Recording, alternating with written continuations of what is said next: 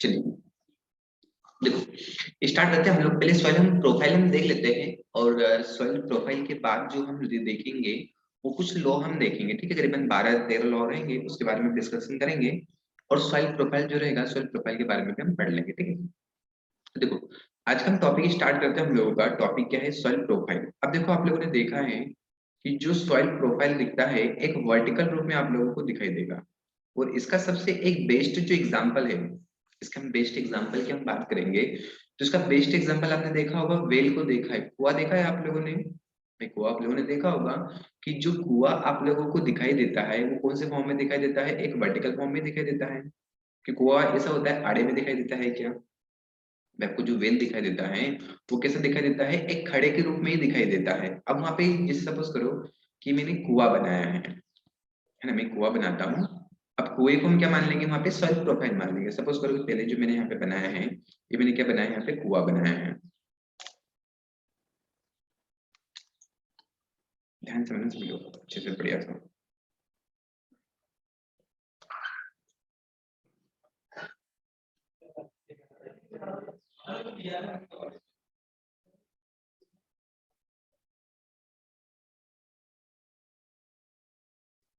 देखो, तो ये आपको जो अपीयर आप लोगों को जो दिख रहा है, ये क्या दिख रहा है? मुख्य रूप से एक कुआं दिख रहा है। ठीक है, कुआं हमने बनाया है, जो आप लोगों को कैसा दिख रहा है? एक वर्टिकल रूप में दिखाई दे रहा है ना? अब कुएं में आप जब इसको देखोगे तो आप लोगों को यहाँ पे क्या दिखाई देगी? अलग अलग लेयर उन दिखाई देगी, है ना? अलग अलग लेयर उन दिखाई देगी। जैसे लेयर आप लोगों को अपीयर होगा, ऊपर वाली जो लेयर होती है ये कुछ अलग लेयर होगा, उसके नीचे वाली कुछ लेयर होती है वो कुछ अलग होता है, फिर नीचे वाला कुछ अलग होगा, फिर उसके नीचे क्या होता है? कुछ जो लेयर रहेगी वो लेयर अलग अलग होगी, फिर उसके नीचे कुछ अलग होगा, इस प्रकार से होगा। ठीक है, तो जैसे हम देखते हैं कि भाई जो कुआं होता है उसमें जो ऊपरी जो पोर्शन होता है, ऊपरी पोर्शन में क्या होता है? वैसे तो खाली होता है, लेकिन हम जब सॉइल को हम देखेंगे, वहां पे सॉइल जब हमारे सामने जब अपीयर होगा तो ऊपर क्या होगा? मुख्य रूप से एक नॉर्मल लेयर दिखाई देगी, एकदम ब्लैक टाइप से लेयर दिखाई देती है। उसके नीचे थोड़ा हम और देखेंगे तो ब्राउन कलर से दिखाई देते हैं, इस प्रकार से। और सबसे नीचे वाला जो हम पोर्शन देखते हैं, तो नीचे क्या रहते हैं? मतलब उससे पत्थर वगैरह रहते हैं। आपने देखा होगा, सूखे कुएं को देखा होगा, सूखे कुएं में जो पत्थर वगैरह रहते हैं वो सबसे नीचे रहते हैं। सबसे जो नीचे वाला पोर्शन रहता है वो क्या रहता है? बहुत हार्ड पोर्शन रहता है। ठीक है, तो देखो इसी प्रकार से जैसे सॉइल प्रोफाइल की हम बात करना चाहें यहाँ पे, तो सॉइल प्रोफाइल आप लोगों को जो दिखाई दे रहा है, ये कौन सी सेक्शन में दिखाई दे रहा है? एक वर्टिकल रूप में दिखाई दे रहा है। वर्टिकल रूप में हम बात करेंगे तो वर्टिकल जो होता है वही क्या कहलाता है? आप लोगों का सॉइल प्रोफाइल कहलाएगा। जहाँ पे क्या होता है कि जो सॉइल की हम बात करेंगे तो सॉइल में जो अंडर लेइंग मतलब जो अपर वाला पोर्शन होता है, जो ग्राउंड पोर्शन होता है, तो ग्राउंड पोर्शन से जो इनर पोर्शन तक हम जाते हैं वहाँ पे अलग अलग ओरिजिन बनते हैं। वो ओरिजिन जो होंगे आप लोगों के, ओ होता है, ए ओरिजिन होगा, बी ओरिजिन होता है ना? ओ ए बी, फिर होगा सी होता है, और क्या होगा? मुख्य रूप से आर ओरिजिन होते हैं। ये 5 टाइप से ओरिजिन आप लोगों को दिखाई देंगे। और ये पांचों के पांचों जो ओरिजिन होते हैं ये कौन से ओरिजिन कहलाते हैं? मुख्य रूप से मास्टर ओरिजिन कहलाएंगे। ठीक है, ध्यान रखना कि सॉइल प्रोफाइल हम देखेंगे कि भाई पूछेगा तो मास्टर ओरिजिन कौन से होते हैं, तो आपके जो O A B C R origin होंगे ये कौन से ओरिजिन कहलाते हैं? मास्टर ओरिजिन कहलाएंगे। ठीक है, अब देखो सॉइल प्रोफाइल की हम बात करेंगे तो आप लोगों को सॉइल प्रोफाइल यहाँ पे जो अपीयर हो रहा है वो कौन से फॉर्म में दिखाई दे रहा है? मुख्य रूप से एक वर्टिकल सेक्शन में दिखाई दे रहा है। भाई इसका जो आपके पास जो एक सेक्शन बना हुआ है वो सेक्शन कैसा है? एक वर्टिकल सेक्शन है। भाई हॉरिजॉन्टल होता तो हॉरिजॉन्टल कैसा हो जाता है? इस टाइप से जो आड़ा होता, इस टाइप से जो होता है तो उसको हम क्या बोलते हैं? हॉरिजॉन्टल बोलता। लेकिन सॉइल प्रोफाइल आप लोगों को यहाँ पे जो दिखाई दे रहा है वो कैसा दिख रहा है? दिखाई दे रहा है एक वर्टिकल सेक्शन में, कि जो ग्राउंड वाला पोर्शन है मुख्य रूप से, उसके आप जब इनर पोर्शन देखोगे तो पूरी सॉइल में इस प्रकार से वहां पे आप लोगों को अपीयर होता है। तो ध्यान रखना, जब वर्टिकल सेक्शन की सॉइल की बात होगी तो किसका डेफिनेशन के अंतर्गत जाता है? सॉइल प्रोफाइल के अंतर्गत जाता है। उसमें अलग अलग ओरिजिन दिखाई देते हैं हम लोगों को। ओ ओरिजिन होता है, ए होता है, बी होगा, सी होगा और आर होते हैं। ये सारे के सारे जो ओरिजिन होते हैं ये कौन से ओरिजिन कहलाते हैं? मुख्य रूप से मास्टर ओरिजिन कहलाएंगे। आप लोगों ने कैसे देखा भी होगा कि क्या होता है, कुछ ई वाला भी देखा होगा जो ई ओरिजिन होते हैं। है ना, ई भी देखा है किसी ने, ई भी सुना है, तो डोंट वरी, ई भी ए के अंतर्गत ही होता है। हम देखेंगे कि ई कहाँ पे अपीयर होता है, ठीक है। तो सबसे पहले नंबर पे हम बात करेंगे गाइस कि जो ओ होगा, ओ जो यहाँ पे एम्फेसाइज करने का काम करेगा, तो ओ किसको एम्फेसाइज करेगा, इसके ऑर्गेनिक को एम्फेसाइज करेगा। ओ मीन्स क्या होता है, ऑर्गेनिक होगा। ए के लिए हम बात करेंगे, ए जो होगा, ए क्या कहलाएगा, आपका सरफेस कहलाता है, ठीक है। बी की हम बात करेंगे तो बी जो होता है ये क्या कहलाता है, सब सरफेस कहलाएगा, या तो इसको सब सॉइल बोल दो, सब सॉइल बोल दो, ठीक है, सब सॉइल या सब सरफेस बोल दो। सी वाला जो होगा, सी वाला पोर्शन आपका क्या कहलाएगा, सब स्ट्रेटम। सब स्ट्रेटम मीन्स क्या होगा कि जो फाउंडेशन होता है, तो फाउंडेशन आपका क्या क्या कहलाता है, सब स्ट्रेटम कहलाता है। और सबसे नीचे वाला जो पोर्शन होता है वो पोर्शन कौन सा कहलाता है, मुख्य रूप से बेडरॉक कहलाएगा। बेडरॉक मतलब क्या होता है, बहुत ही हार्ड पोर्शन होता है। जो हार्ड पोर्शन होता है, ऑलरेडी मैं आपको बता चुका हूँ कि जो सॉइल का हार्ड पोर्शन होगा, उस हार्ड पोर्शन को हम क्या बोलते हैं, क्या बोलते हैं मुख्य रूप से, डोरीपोन। देखो इसे सॉइल का जब हार्ड पोर्शन होता है तो हार्ड पोर्शन क्या कहलाता है, डोरीपोन ही कहलाएगा। तो यहाँ पे हम देखेंगे ये 5 जो ओरिजिन के बारे में देखेंगे, जो अलग अलग टाइप से होता है, ओ होगा, ए होगा, बी होगा, सी होता है, आर होता है। आपका जो ओ कहलाता है ये ऑर्गेनिक कहलाता है। ए ओरिजिन सरफेस कहलाएगा, फिर इसको सब सॉइल बोल दो। सी ओरिजिन जो होता है ये सब स्ट्रेटम कहलाता है। सब स्ट्रेटम मीन्स क्या होगा यहाँ पे कि ये जो सी ओरिजिन होगा ये सबसे ज्यादा इंपॉर्टेंट ओरिजिन है। पूरे ओरिजिन के लिए हम बात करेंगे तो सी ओरिजिन क्या होता है, सबसे ज्यादा इंपॉर्टेंट है, क्योंकि इसमें क्या होगा, इसमें जो प्रेजेंट होते हैं वो क्या प्रेजेंट होते हैं, पेरेंट मटेरियल इसमें प्रेजेंट होंगे। अब ये जो पेरेंट मटेरियल होंगे इसी से डिफाइन होगा कि सॉइल में फर्टाइल माना जाएगा, नहीं मतलब फर्टाइल होगा या नहीं फर्टाइल होगा। डिपेंडेंट किस पे रहते हैं, पेरेंट मटेरियल पे रहते हैं। तो जो सी ओरिजिन ओनली वन ऐसा ओरिजिन है कि जिसमें क्या होते हैं, पेरेंट जो मटेरियल होते हैं, पेरेंट मटेरियल क्या होंगे इसमें प्रेजेंट होंगे। तो वो किसमें होंगे, सी में होंगे। अब जब हम ओ के लिए हम बात करेंगे गाइस, ध्यान रखना कि जो ओ ओरिजिन होगा, ये जो प्रेजेंट रहता है मुख्य रूप से, हम फाउंडेन की हम बात करेंगे तो ये कहाँ पे पाया जाता है मुख्य रूप से, कि जो फॉरेस्ट एरिया होगा। कौन सा एरिया होता है, जो फॉरेस्ट एरिया होता है, जो जंगली इलाका होता है, वहां पे मुख्य रूप से जो पाया जाता है वो कौन सा होगा, मुख्य रूप से फॉरेस्ट एरिया होता है। अब फॉरेस्ट एरिया में आपका जो यहाँ पे संस्तर जो प्रेजेंट होगा, जो ओरिजिन प्रेजेंट होगा, वो कौन सा ओरिजिन प्रेजेंट होगा, ओ ओरिजिन। और आप सभी लोग जान गए कि भाई फॉरेस्ट एरिया में पाया गया, तो फॉरेस्ट एरिया में जैसे ही पाएगा तो यहाँ पे क्या रहेंगे, ज्यादा से ज्यादा फॉरेस्ट रहेंगे, है ना। अब जितने ज्यादा वहां पे फॉरेस्ट होंगे, वहां पे किसका फॉर्मेशन होगा, ऑर्गेनिक का ज्यादा फॉर्मेशन होगा, क्योंकि पहले वहां क्या होगी, जो पत्तियां रहेगी वो पत्तियां वहां पे क्या होगी, मुख्य रूप से गिरेगी। और गिरने के बाद जो वहां पे बनेगा, उसके बाद क्या बनेगा, आपका ह्यूमस बनेगा, है ना।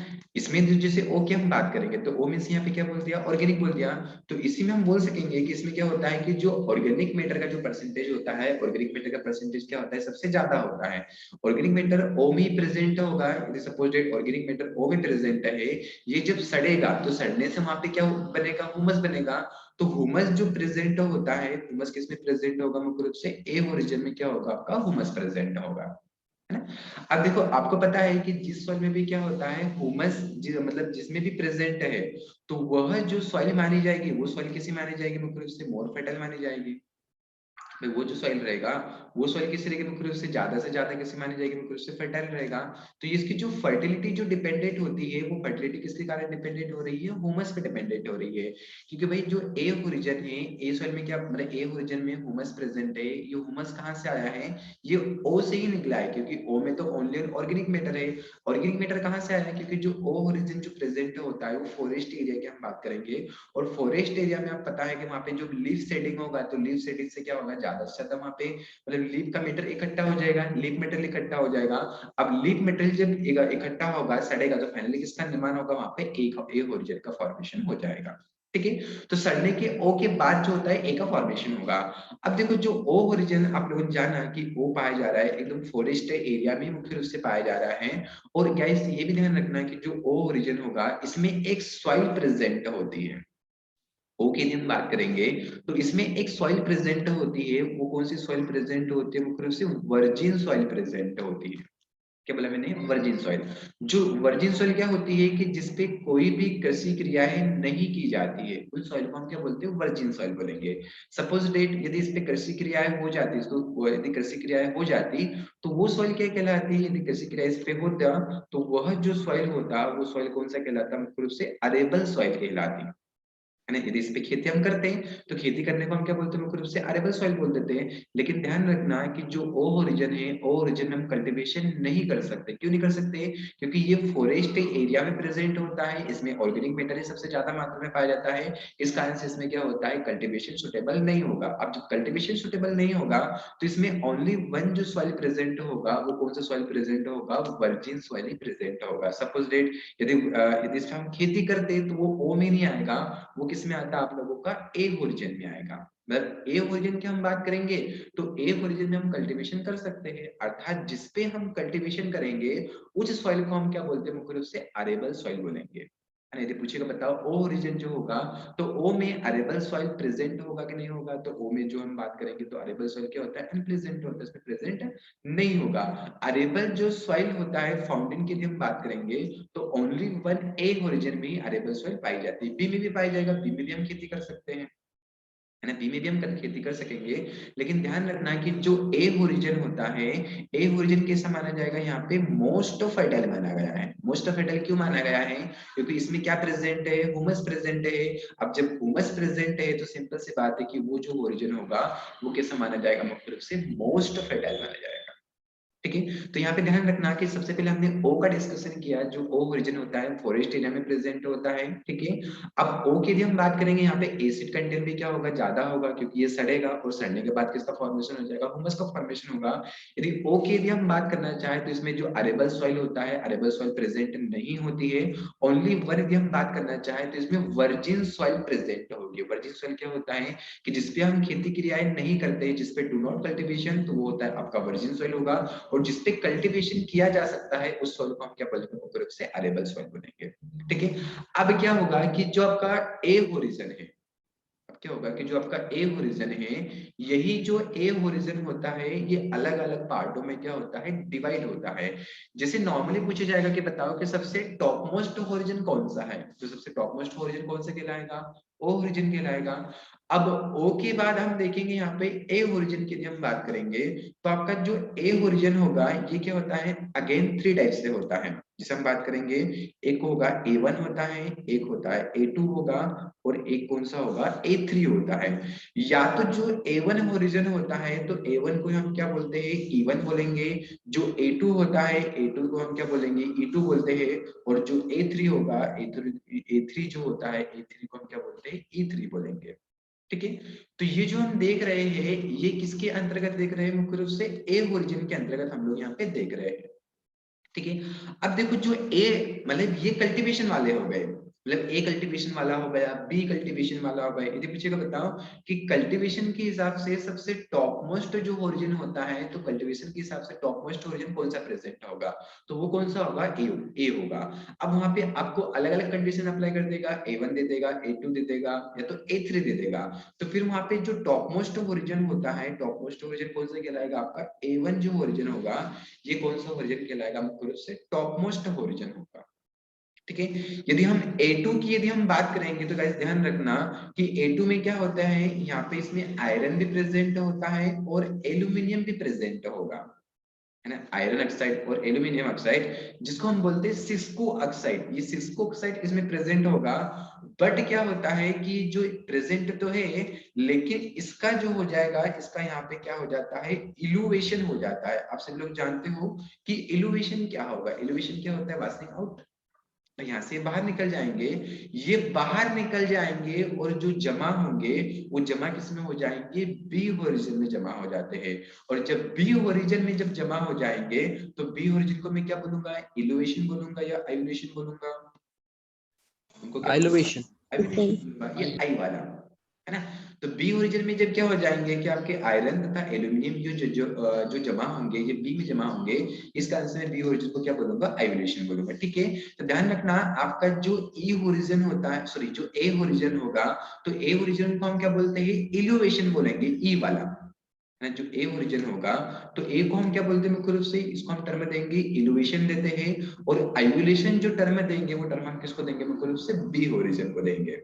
ठीक है, क्यों देंगे ऐसा टर्म, क्योंकि भाई जो A2 होता है, A2 से क्या होता है, मैक्सिमम वाशिंग आउट हो जाता है, उसमें आयरन और जो एल्यूमिनियम जो प्रेजेंट होते हैं वो क्या निकल जाते हैं, बाहर निकल जाएंगे, और बाहर निकल के किस में जमा हो जाते हैं मुख्य रूप से, बी ओरिजिन में क्या हो जाते हैं, जमा हो जाएंगे। ठीक है, A3 लेयर की यदि हम बात करेंगे गाइस, तो ध्यान रखना कि A3 में क्या होता है, एक ट्रांजिशन लेयर प्रेजेंट होता है।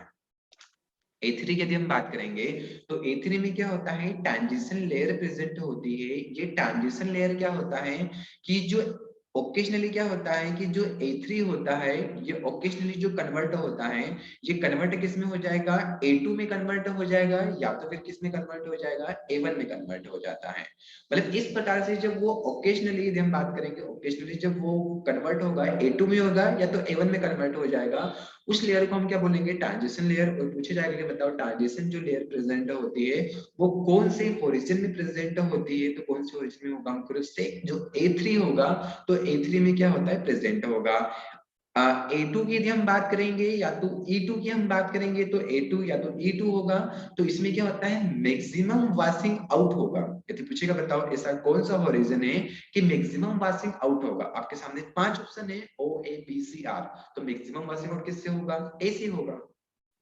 क्योंकि 5 ऑप्शन देगा, मतलब A2 ना देगा, आप लोगों को ओनली ओनली मतलब 4 ऑप्शन दे देगा OABCR। आप बताओ कि मैक्सिमम वाशिंग आउट किसका होगा, मतलब कौन से ओरिजिन से होगा, तो मैक्सिमम जो वाशिंग आउट होगा वो कौन से होगा, ए से होता है यहाँ पे। क्योंकि ए में हमने देखा, ए के अंतर्गत क्या होता है कि जो A2 होता है या तो जो E2 होगा, इसी से यहाँ से क्या हो जाता है, मैक्सिमम वाशिंग आउट होगा, और आयरन तथा एल्यूमिनियम जो प्रेजेंट होते हैं वो कहाँ पे चले जाते हैं, मुख्य रूप से बी में चले जाएंगे। जब ये आयरन तथा एल्यूमिनियम जब बी में चले जाएंगे, तो वहां पे क्या होगा कि आयरन तथा एल्यूमिनियम जैसे यहाँ पे डिपोजिट होंगे, तो यहाँ पे एक सॉइल पाई जाएगी। आपको पता है कि आयरन तथा एल्यूमिनियम वाली कौन सी सॉइल है, कौन सी सॉइल है आयरन तथा एल्यूमिनियम वाली, ऐसी कौन सी सॉइल है कि जिसमें आयरन तथा एल्यूमिनियम प्रेजेंट होता है, कौन सी सॉइल होगा मुख्य रूप से, आपके लेटराइट सॉइल भी है, और कौन सा मुख्य रूप से आपका रेड सॉइल भी है। तो ध्यान रखना कि इसमें जो बी ओरिजिन होता है, तो बी ओरिजिन में ऑलमोस्ट सभी सॉइल प्रेजेंट होती है, बट ओनली वन यदि हम बात करेंगे तो बी ओरिजिन में क्या होता है कि जो ब्लैक सॉइल की यदि हम बात करना चाहें, तो बी ओरिजिन में ब्लैक सॉइल प्रेजेंट नहीं होगी, है ना। बी ओरिजिन में क्या होता है, ब्लैक सॉइल प्रेजेंट नहीं होगी, क्योंकि ब्लैक सॉइल जो डिपेंड कर रही है वो किस पे डिपेंड कर रही है, ह्यूमस पे डिपेंड कर रही है। भाई हम ए पे भी कल्टीवेशन कर सकते हैं, बी पे भी कल्टीवेशन कर सकेंगे, है ना, लेकिन ध्यान रखना सी पे तो कभी कल्टीवेशन नहीं करेंगे, ओनली ए और बी पे कल्टीवेशन करेंगे। तो ओनली वन हम ए और बी पे कल्टीवेशन कर रहे हैं, इसी कारण से ध्यान रखना ए और जो बी ओरिजिन होता है, इसको हम क्या बोलते हैं मुख्य रूप से, ट्रू सॉइल भी बोलते हैं, है ना भाई। जो ए और बी का जो ओरिजिन होता है इसको हम क्या बोलते हैं, ट्रू सॉइल भी बोलेंगे। और जो ए और जो बी होता है यही जो आपका कहलाएगा, ये क्या कहलाता है, आपका सोलम कहलाता है। और सोलम की भी हम बात करेंगे, solum comes under form of the Latin word, जो दिया गया है एक लेटिन भाषा से लिया गया है। तो ध्यान रखना सोलम किसको बोलेंगे, ए प्लस जो बी होता है, ए प्लस बी को हम क्या बोलेंगे, सोलम बोलेंगे। और सोलम को हम क्या बोलते हैं, ट्रू सॉइल बोलेंगे। ट्रू सॉइल क्यों बोलेंगे, क्योंकि हम ए पे भी खेती कर सकते हैं और बी पे भी खेती करेंगे, तो इस कारण से a प्लस जो b होगा इसको हम क्या बोलेंगे, यहाँ पे 16 बोलेंगे। ठीक है, अब क्या होता है कि भाई a से मैक्सिमम वाशिंग आउट तो हो चुका है वहां से, अब जो इनोवेशन जो होगा वो इनोवेशन क्या किसमें होगा, बी में हो गया। तो बी में आयरन तथा एल्यूमिनियम भी प्रेजेंट है, एज वेल एज यदि हम बात करेंगे इसमें, तो इसमें क्या होते हैं, कैल्शियम कार्बोनेट और मैग्नीशियम कार्बोनेट की हम बात करेंगे, तो ये भी क्या होते हैं इसमें प्रेजेंट होंगे। ठीक है, बट सी से यदि हम कंपेयर करेंगे तो सी में क्या होते हैं, ज्यादा प्रेजेंट होते हैं। बी के अकॉर्डिंग यदि हम सी से कंपेयर करेंगे तो सी में क्या होता है, आपका कैल्शियम कार्बोनेट भी प्रेजेंट होगा और मैग्नीशियम कार्बोनेट भी होगा। तो इस कारण से जो सी ओरिजिन होता है, ये वेदरिंग के लिए क्या माना जाता है, मोस्ट रेसिस्टेंट ओरिजिन माना जाएगा। ध्यान रखना, very very most important point. यदि पूछेगा बताओ पांचों ओरिजिन में से ऐसा कौन सा ओरिजिन है कि जो वेदरिंग के लिए मोस्ट रेसिस्टेंट माना जाएगा। मोस्ट रेसिस्टेंट मतलब क्या होगा, वेदरिंग ज्यादा होगा या कम होगा, मोस्ट कम रेसिस्टेंट होगा, कम होगा सर, कम होगा। मोस्ट रेसिस्टेंट मतलब क्या होगा, वेदरिंग यहाँ पे कम होगा। तो ये जो ओरिजिन होता है आपका सी ओरिजिन, ध्यान रखना इसमें कैल्शियम भी प्रेजेंट है, मैग्नीशियम भी प्रेजेंट है, इस कारण से ये जो ओरिजिन होगा मतलब कंपेयर बी में भी प्रेजेंट है, सी में भी प्रेजेंट है, लेकिन ज्यादा हम बात करेंगे तो सी में प्रेजेंट रहता है, क्योंकि सी में एक और पाया जाएगा। ध्यान रखना आप लोग, पेरेंट मेटल, पेरेंट मेटल में क्वेश्चन पूछा जाता है कि बताओ ऐसा कौन सा ओरिजिन है कि जिसमें पेरेंट मटेरियल प्रेजेंट होते हैं। तो जो सी ओरिजिन होगा तो सी में क्या होते हैं, पेरेंट मेटल प्रेजेंट होंगे, और एज वेल एज यदि हम बात करेंगे तो इसमें कैल्शियम भी होता है, मैग्नीशियम भी होगा, जो कार्बोनेट आयन प्रेजेंट होंगे। अब कार्बोनेट आयन इसमें प्रेजेंट है तो सॉइल की जो लेयर होगी उस सॉइल की लेयर को जो वहां पे वो कर देंगे, वो पूरी तरीके से कैसा कर देंगे, एक डूरिपोन लेयर बना देंगे। डूरिपोन मतलब क्या होगा कि सॉइल का जो हार्ड पोर्शन होता है वो क्या कहलाता है, डूरिपोन कहलाता है ना। तो आपसे पूछेगा कि बताओ पांचों ओरिजिन में से ऐसा कौन सा ओरिजिन है कि जो वेदरिंग के लिए मोस्ट रेसिस्टेंट माना जाएगा, या तो बोला जाएगा कि ऐसा कौन सा ओरिजिन है कि जिसका लिस्ट वेदरिंग होता है, सबसे कम वेदरिंग होगा।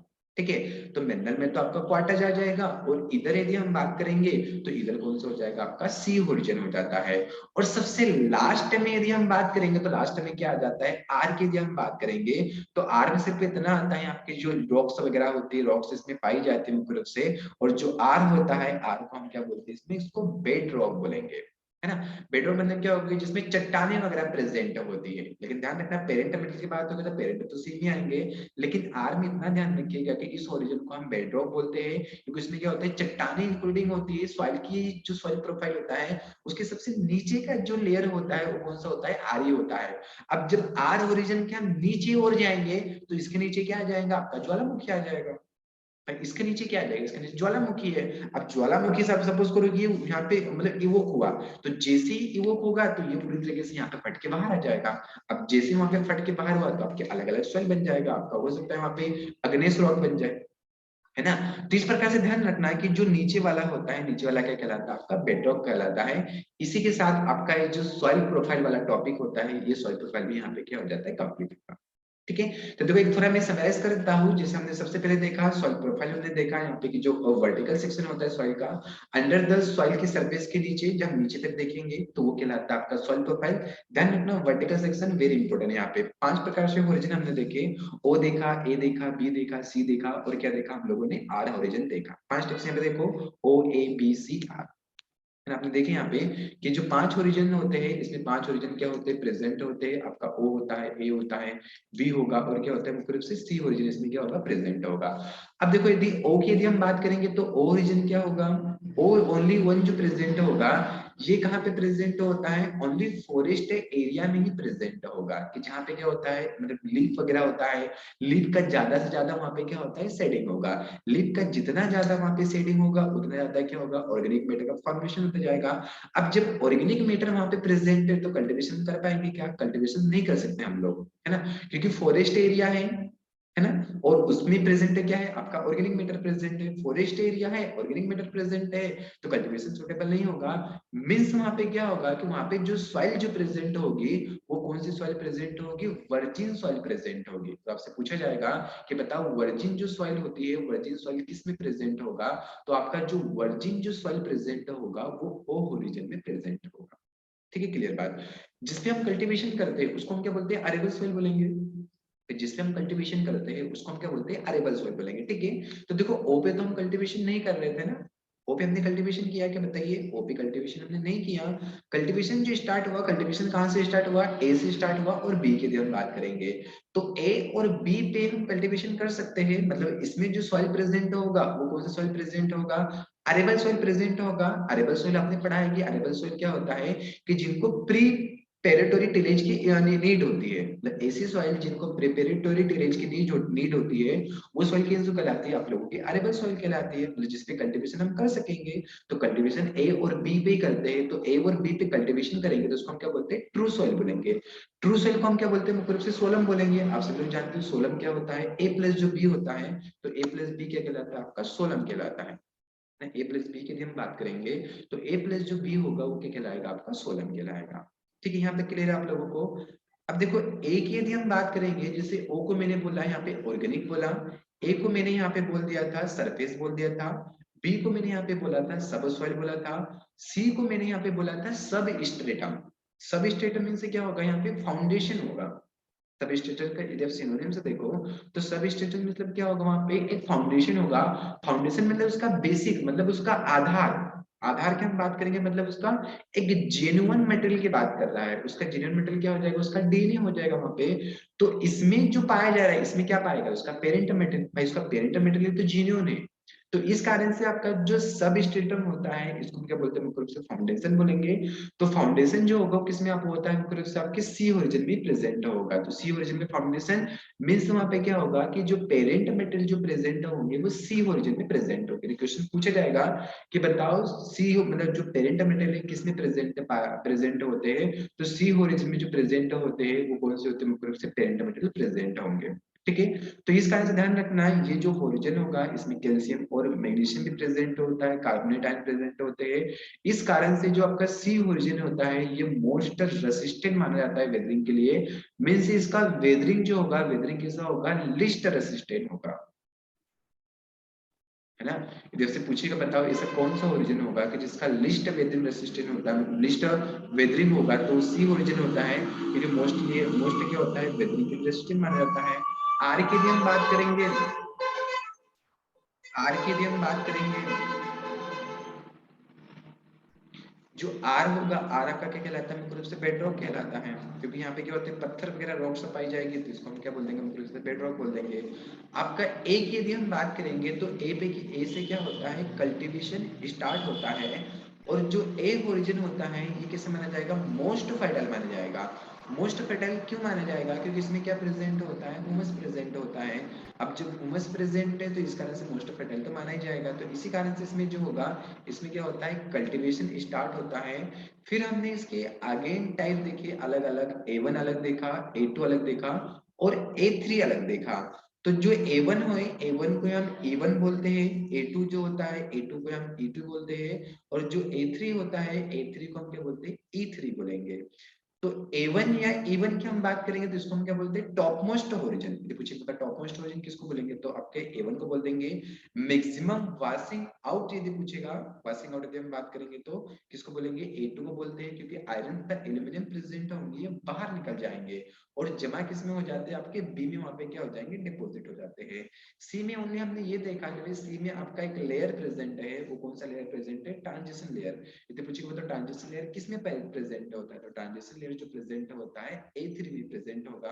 एक मोस्ट क्वेश्चन लास्ट में यदि पूछेगा बताओ कि बी जो आपका ब्लैक सॉइल होता है, तो ब्लैक सॉइल में कौन सी सॉइल प्रेजेंट होती है, तो सॉरी जो ब्लैक सॉइल होगा, ब्लैक सॉइल कौन से ओरिजिन में प्रेजेंट होगा, तो ब्लैक सॉइल जो प्रेजेंट होता है ओनली 1A में प्रेजेंट होता है, बी में नहीं पाई जाएगी। ए में सभी सॉइल प्रेजेंट होता है, ब्लैक भी होगा एज वेल एज सभी सॉइल प्रेजेंट होगा। बी में भी क्या होता है, सभी सॉइल प्रेजेंट होगा। यदि हम एक्सक्लूडिंग वहां पे कर देंगे तो एक्सक्लूडिंग किसको करना पड़ेगा, हम लोगों को ब्लैक सॉइल को हम एक्सक्लूडिंग वहां पे कर देंगे।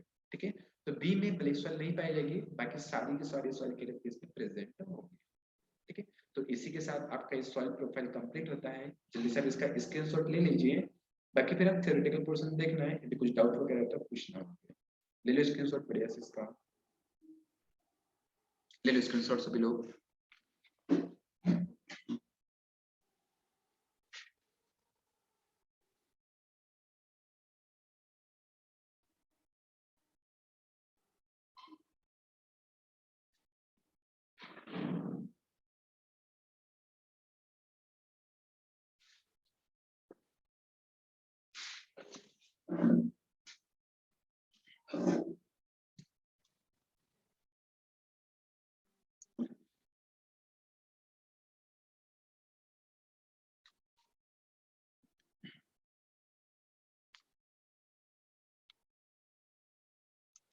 ले लिए सभी लोगों ने?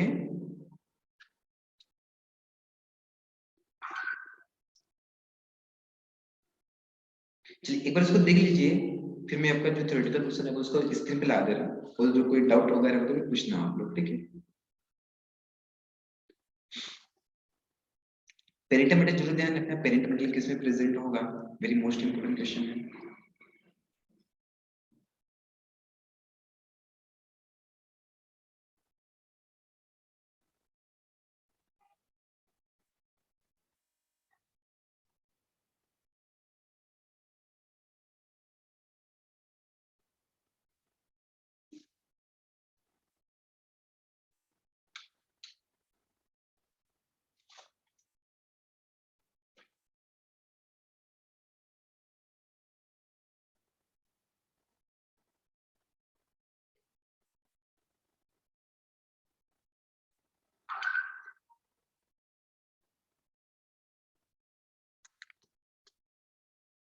बढ़े आगे। चलिए देखना है कुछ प्रॉब्लम वगैरह होगा, कुछ डाउट वगैरह लगे तो फिर पूछिएगा। देखो ये आपका सॉल्व प्रोफाइल है ना, देखते जाना यहाँ पे। ये तो सबसे पहले हमने ओ देखा था, एक बार देखते जो आप लोग क्या क्या हमने देखा, सारी सारी चीजें आप लोगों को यहाँ पे क्लियर हो जाएगा।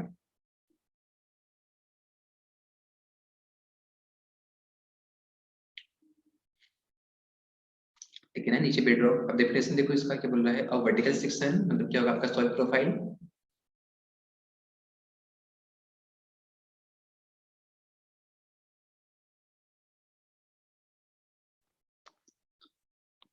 देखो डेफिनेशन में देखा था कि soil profile is defined as a vertical section of the soil from the ground surface downward the where the soil meets the underlying rock, है ना। मतलब जो सॉइल प्रोफाइल होगा एक ऐसा होता है, एक वर्टिकल सेक्शन में होगा जहाँ पे क्या होगा मुख्य रूप से जो ग्राउंड सरफेस की हम बात करेंगे तो ग्राउंड सरफेस से कहाँ पे जाएगा, एक डाउनवर्ड मूवमेंट जाएगा जो वेयर द सॉइल मीट्स, जहाँ पे क्या होता है सॉइल मिलती है और अंडरलेइंग रॉक जो होगा वहां पे क्या मिल जाती है, मुख्य रूप से मिल जाती है। मतलब नीचे नीचे जाएंगे तो अंडरलिंग रॉक मतलब क्या होगा वहां पे आपका बेड रॉक से होता है मुख्य रूप से, ठीक है। तो इसको ध्यान रखना। और वर्टिकल सेक्शन डिफाइन, ये डिफाइन जो करेगा इस सॉइल प्रोफाइल को डिफाइन करेगा। इसमें देखो यहाँ पे मास्टर ओरिजिन ओएबीसीआर ओ को देखिए आप लोग रीड कीजिए इसमें।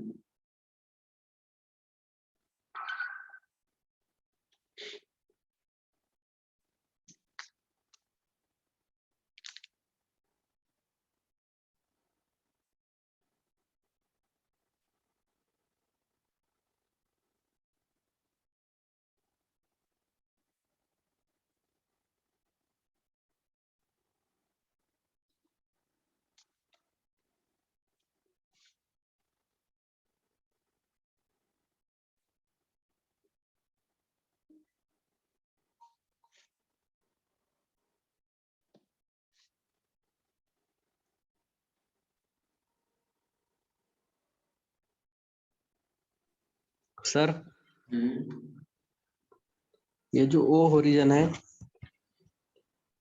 ये सर यहाँ लिखा है कि no not suitable for cultivation, और सर ऑर्गेनिक मैटर तो बेस्ट होता है सर। ऑर्गेनिक मैटर वेस्ट होगा जब ऑर्गेनिक मैटर अनडिकम्पोज्ड है ना, वो कैसे वेस्ट हो जाएगा भाई, वो सड़ेगा तब जाके वेस्ट होगा ना वो तो।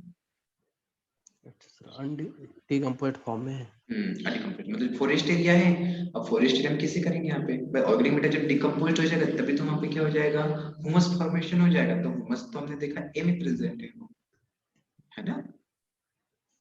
Yes sir. हाँ, इसमें सिर्फ ऑर्गेनिक मैटर प्रेजेंट है, ऐसा नहीं कि ऑर्गेनिक मैटर यहाँ पे पूरी तरीके से डिकम्पोज्ड है। जो ऑर्गेनिक मैटर डिकम्पोज्ड हो जाएगा तो वो ऑर्गेनिक मैटर तो ही कहलाएगा, वो तो ह्यूमस कहलाएगा वो तो, है ना। तो ह्यूमस जो प्रेजेंट है ह्यूमस हमने किस में देखा, ए में देखा। यस इसमें ध्यान रखना कि ऑर्गेनिक मैटर का परसेंटेज कितना है यहाँ पे, तो कितना है ऑर्गेनिक मैटर, 30% से मोर देन इसमें।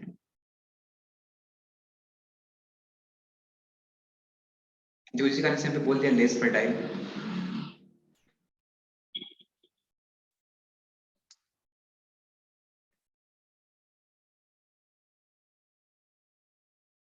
चलिए तो वो भी यहाँ पे आपका क्लियर होता है। आगे देखो इसको, ए ओरिजिन को देखो, तो ए को हम क्या बोलते हैं, इल्यूमिनेशन हम बोलेंगे, है ना। जो ए ओरिजिन आपको देगा कि मतलब ए इल्यूमिनेशन किसको बोलते हैं, तो इल्यूमिनेशन जो होगा वो किसको बोलते हैं, हम लोग ए को बोलते हैं। टॉप मोस्ट बोलेंगे मोर फर्टाइल होता है। क्यों फर्टाइल होगा, क्योंकि ह्यूमस प्रेजेंट है इसमें। देख लो इसको एक बार रीड करो।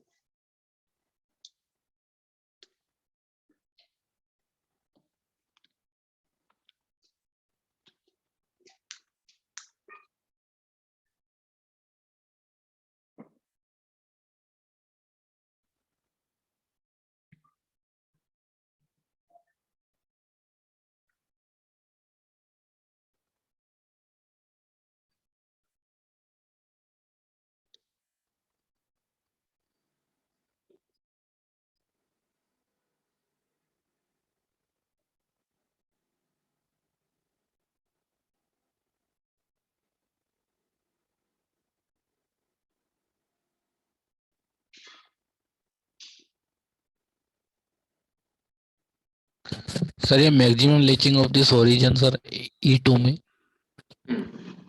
विजुअल नीचे मतलब क्या, पासिंग आउट। तो वहाँ पे यस सर। आपके जो आयरन तथा एल्यूमिनियम थे वो बाहर निकल रहे, तो बाहर निकलने हम क्या बोल लेंगे, उसको लीचिंग बोल सकते हैं वहां पे। तो मैक्सिमम लीचिंग भी पूछेगा, बता मैक्सिमम लीचिंग किस में होगा, तो मैक्सिमम जो लीचिंग होगा किसमें होता है आपका A2 में, क्योंकि वहाँ पे जो आपके आयरन तथा एल्यूमिनियम जो ऑक्साइड थे वो पूरी तरह से बाहर निकल गए, और जो डिपॉजिट हो गए किसमें डिपॉजिट हो गए, आपके B में डिपॉजिट हो गए, है ना।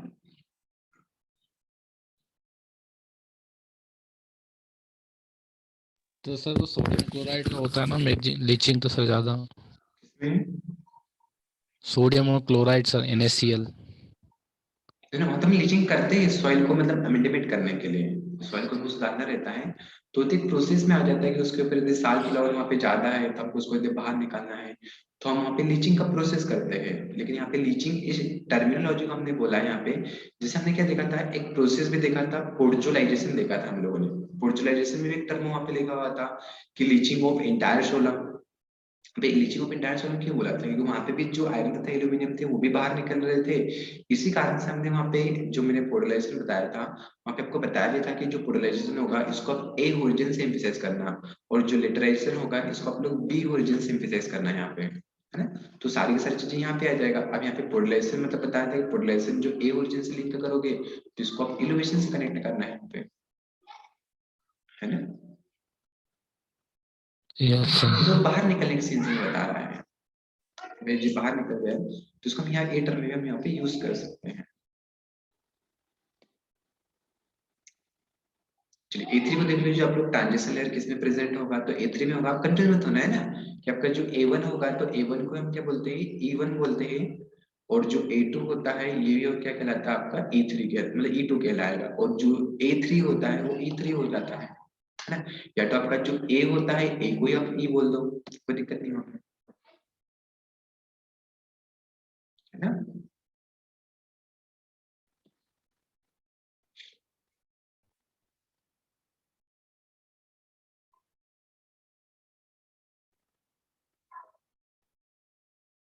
बी ओरिजिन को देखो आप लोग,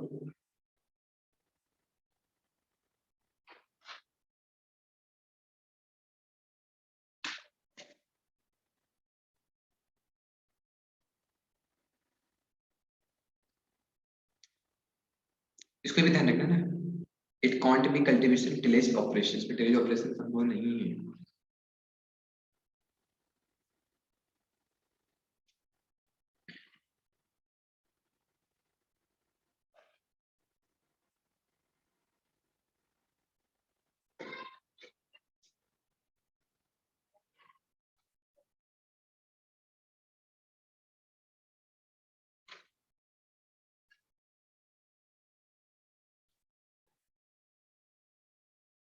सी को भी देखो, सर टिलेज ऑपरेशन संभव नहीं है बी ओरिजिन में सर। हाँ बी ओरिजिन की हम बात करेंगे, जिससे ए और बी पे कल्टीवेशन सुटेबल है, दोनों में हम खेती कर सकेंगे। लेकिन जो बी ओरिजिन होता है तो बी पे हम क्या करते हैं मुख्य रूप से, इसमें क्या क्या प्रेजेंट है, कैल्शियम कार्बोनेट भी है, कैल्शियम सल्फेट भी है, और साल्ट भी यदि प्रेजेंट है, तो इसमें क्या होगा कि जो कल्टीवेशन यदि हम करना चाहें तो कल्टीवेशन यहाँ पे पॉसिबल नहीं होगा यदि सॉइल हमारी मतलब बिगड़ चुका है तो, है ना। जैसे हमने देखा था ना भाई, आपका जो इरोजन होता है तो इरोजन में आपका जो स्प्लास्ट और रील होता है, तो रील में हम टिलेज प्रैक्टिसेस कर सकेंगे वहां पे उसको सुधारने के लिए। यहाँ पे सुधारने के सेंस में बोला है कि यदि सॉइल यहाँ पे बिगड़ जाती है तो उसको सुधार नहीं सकोगे, भाई वो सॉइल गई तो गई काम से वहां पे, है ना। लेकिन ए में सॉइल मतलब बिगड़ती है वहां पे, मतलब पूरी तरीके से यदि डिटोरेटेड हो जाती है तो उसको वहां पे उसको अमेंडमेंट इजीली तरीके से आप कर सकोगे, लेकिन बी में यहाँ नहीं कर सकोगे इसमें। लेकिन सॉइल एक बार डिटोरेटेड हुई तो आपका डिटोरेटेड हुआ रहेगा, है ना।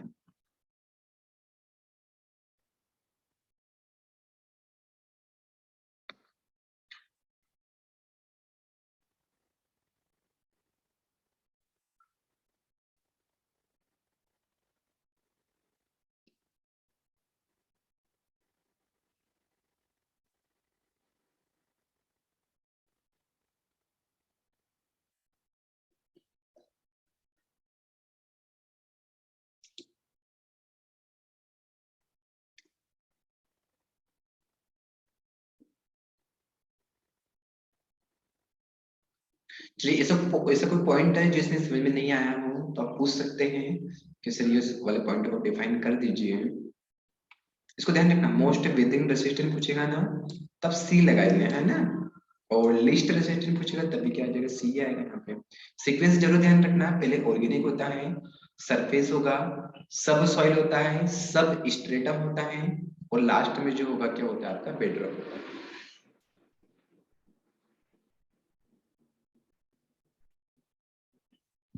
सर ये अनकंस्ट्रक्टेड मटेरियल को बता दीजिए, ए ओरिजिन बी ओरिजिन बात में, कौन सा सी ओरिजिन में सर,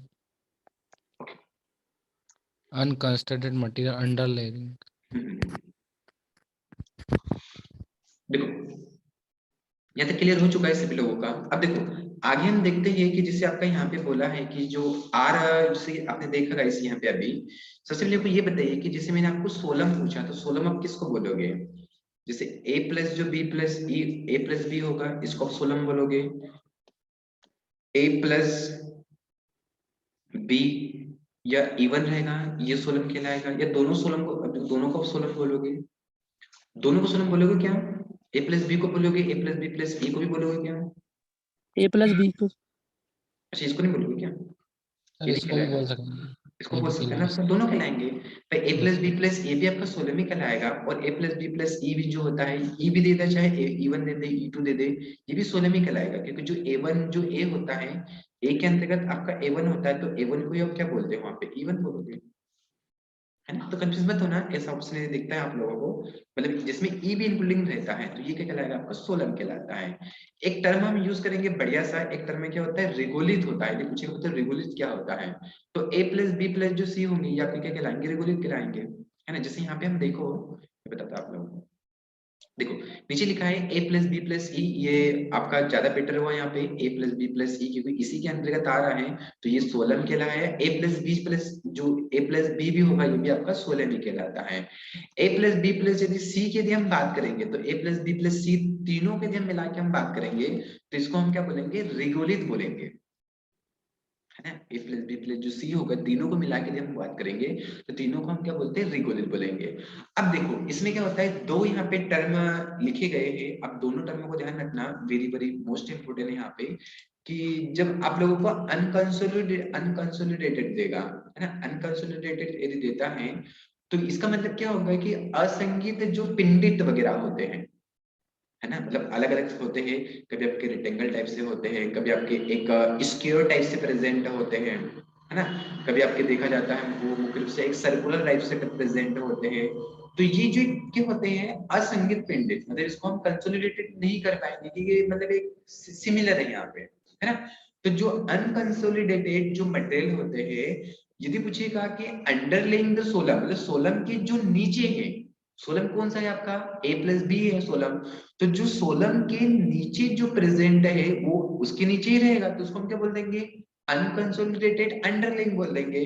तो अनकंसोलिडेटेड अंडरलिंग जो होगा वो कौन सा ओरिजिन होता है आपका, सी ओरिजिन कहलाएगा, है ना भाई। लेकिन आपको दे देगा कि अनकंसोलिडेटेड मटेरियल ओवरलेइंग दे देता है, अनकंसोलिडेटेड मटेरियल ओवरलेइंग, मतलब किसकी बात कर रहा है, ओवरलेइंग हार्ड बोल दिया यहाँ पे, मींस यहाँ पे क्या होगा कि ओवरलेइंग मतलब ऊपर वाला पोर्शन भी आ गया है। ऊपर वाला पोर्शन कौन कौन से आ गए हैं, अंडरलेइंग में आप लोगों का सी तो आ ही रहा है मुख्य रूप से, लेकिन ओवरलेइंग टर्म में यूज करेगा तो आप लोगों का ए भी आ जाएगा, बी भी आ जाएगा, और प्लस में सी भी आ जाता है, मतलब तीनों को जब इंक्लूडिंग होता है तो वो पोर्शन किसके अंतर्गत आएगा, आपका ओवरलेइंग के अंतर्गत आएगा। और ओनली वन जब सी की यदि हम बात करेंगे तो सी किसके अंतर्गत आएगा, आपका अंडरलेइंग के अंतर्गत आ जाएगा। तो सिंपल से टर्म ध्यान रखना है।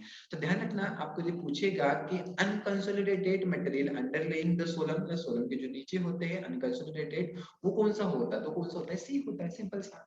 और यदि पूछेगा अनकंसोलिडेटेड डिराइव्स द ओवरलेइंग हार्ड, ओवरलेइंग की बात हो गई यहाँ पे, मतलब सी की भी बात होगी और उसके ऊपर वाले जो ओरिजिन से उसकी भी बात होगी, तो वहां पे ए भी आ जाएगा, आपका बी भी आ जाएगा, और प्लस में क्या आ जाएगा, सी भी आ जाता है। तो ध्यान रखना कि रिगोलित जो होता है ए प्लस बी प्लस सी को तो आप यहाँ पे क्या बोलोगे, रिगोलित बोलो ही को बोलोगे, लेकिन ये भी ध्यान रखना कि अनकंसोलिडेटेड जो ओवरलेइंग जो हार्ड पोर्शन होता है वो क्या कहलाता है, आपका रिगोलित कहलाएगा।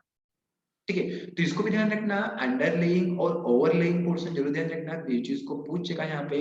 अब देखो यहाँ पे बोला है कि अनविदर्ड बेडरॉक इज कॉल्ड, मतलब ये पूरा यहाँ पे इसने टर्म यहाँ पे दे दिया है कि जिसमें क्या बोला है कि अनकंसोलिडेटेड डिब्राइस ओवरलेइंग हार्ड या अनविदर्ड बेडरॉक जो होंगे, है ना, वो उसको हम क्या बोलेंगे, तो उसको हम क्या बोलेंगे, रिगोलिक बोल देंगे।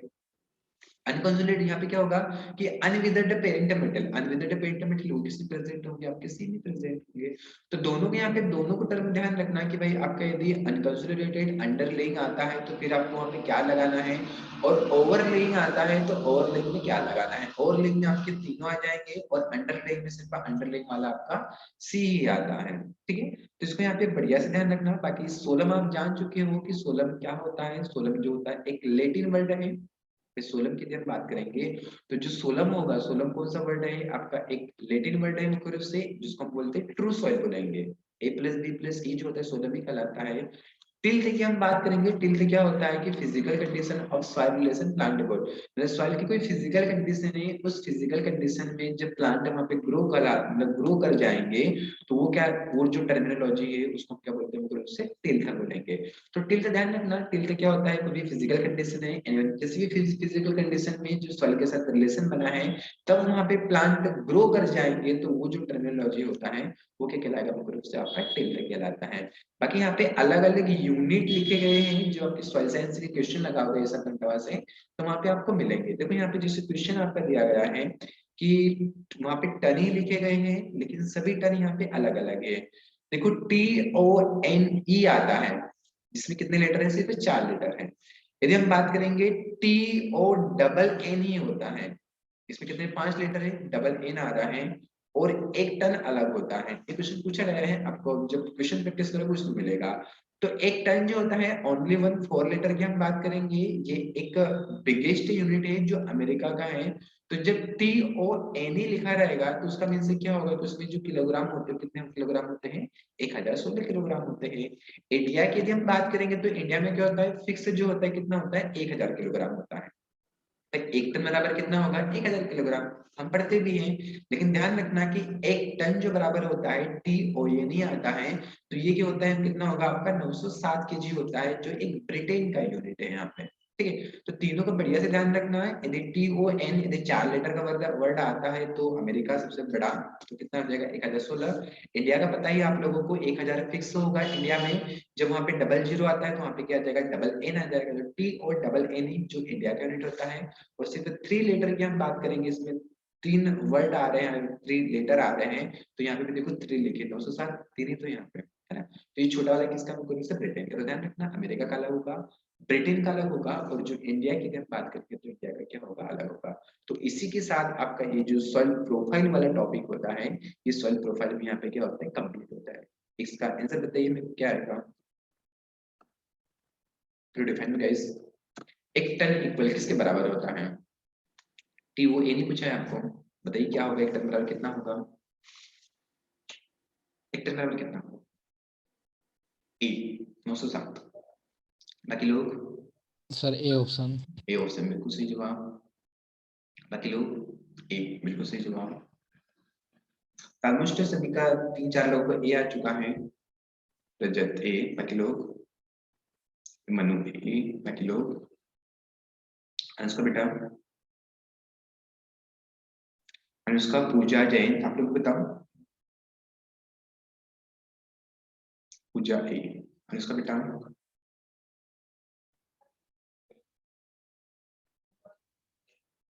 क्या आएगा आप लोग, 1 बज गए, आप भी आंसर दे दो।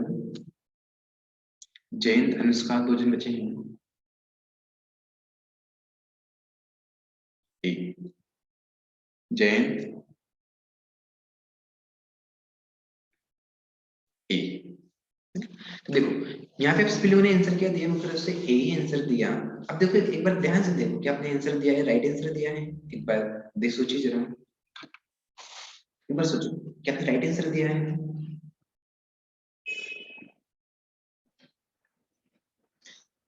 एक आंसर आया डी आया, एक आंसर दिया डी, जय ने दिया नो सर।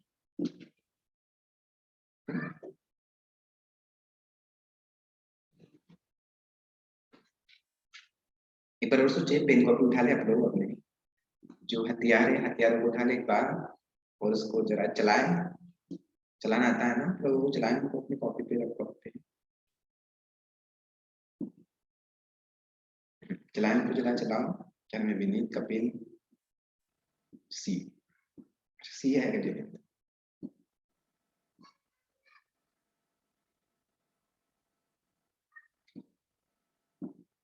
अकेले एक बार और देखिए।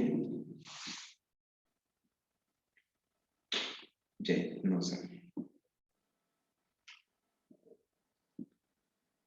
कपिल अनुष्का बेटा देखो एक बार जा 930 ग्राम। ग्राम में देना है, आपके सामने 4 ऑप्शन है, उस 4 में से आंसर आपको देना है। अनुष्का डी, रजत सी।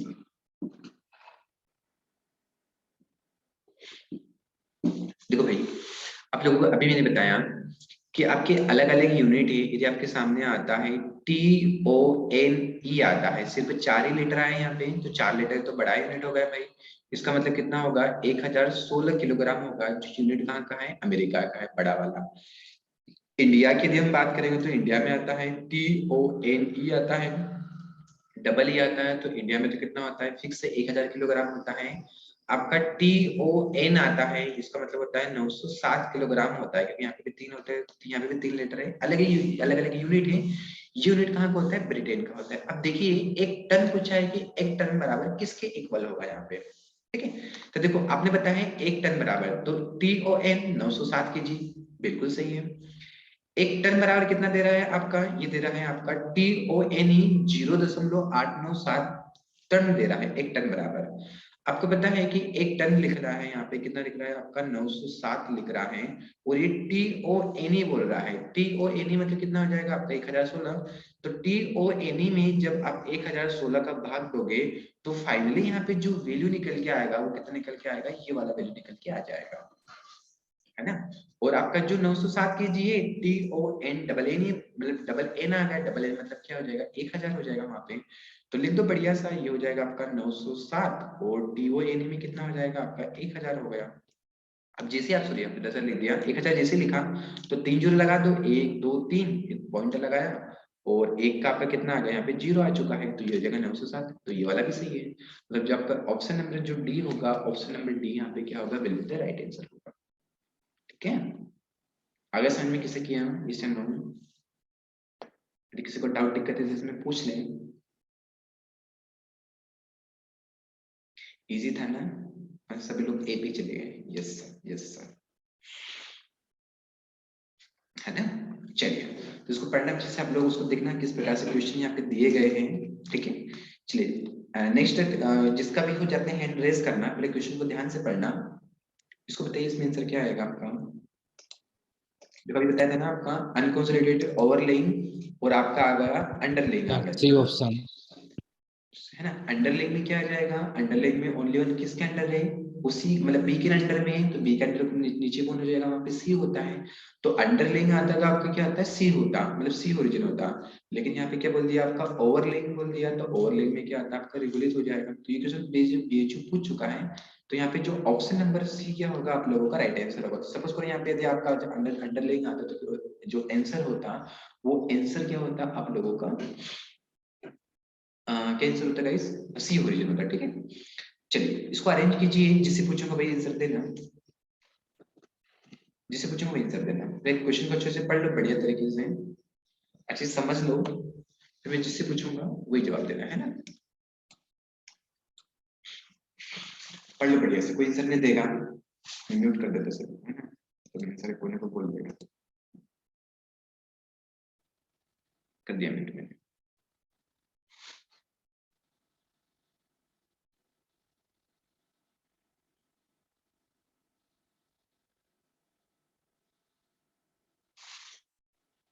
हैंड रेस जिसका आंसर आ जाए,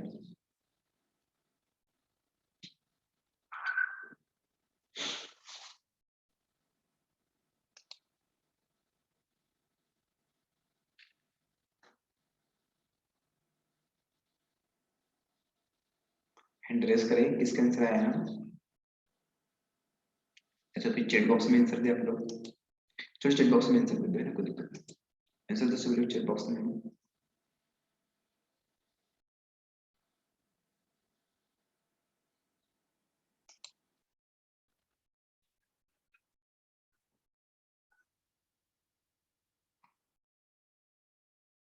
DBCA मतलब ऑप्शन नंबर बी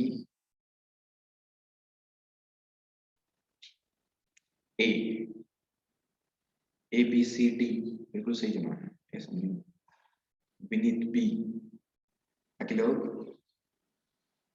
अनुष्का, पूजा बेटा, जयंत, छुटकू, छोटू करो बेटा, बताना अभी आपको बताया, जमा उसको रिस्पेक्टिवली जमाना है आपको। अमन बी,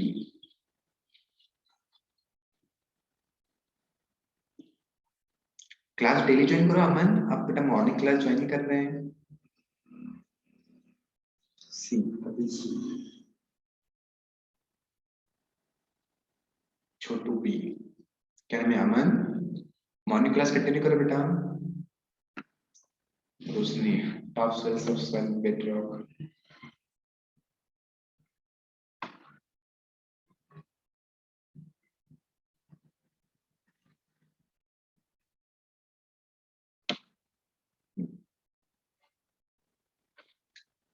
देखिए हम 2 जन बच गए, बाकी सभी ने आंसर दे दिया है। पूजा, अनुष्का, जयंत, 3 लोग बचे हैं। आप लोग भी दीजिए अपनी view. B Jayant, Anushka and Pooja बेटा, गिव मी आंसर। सी,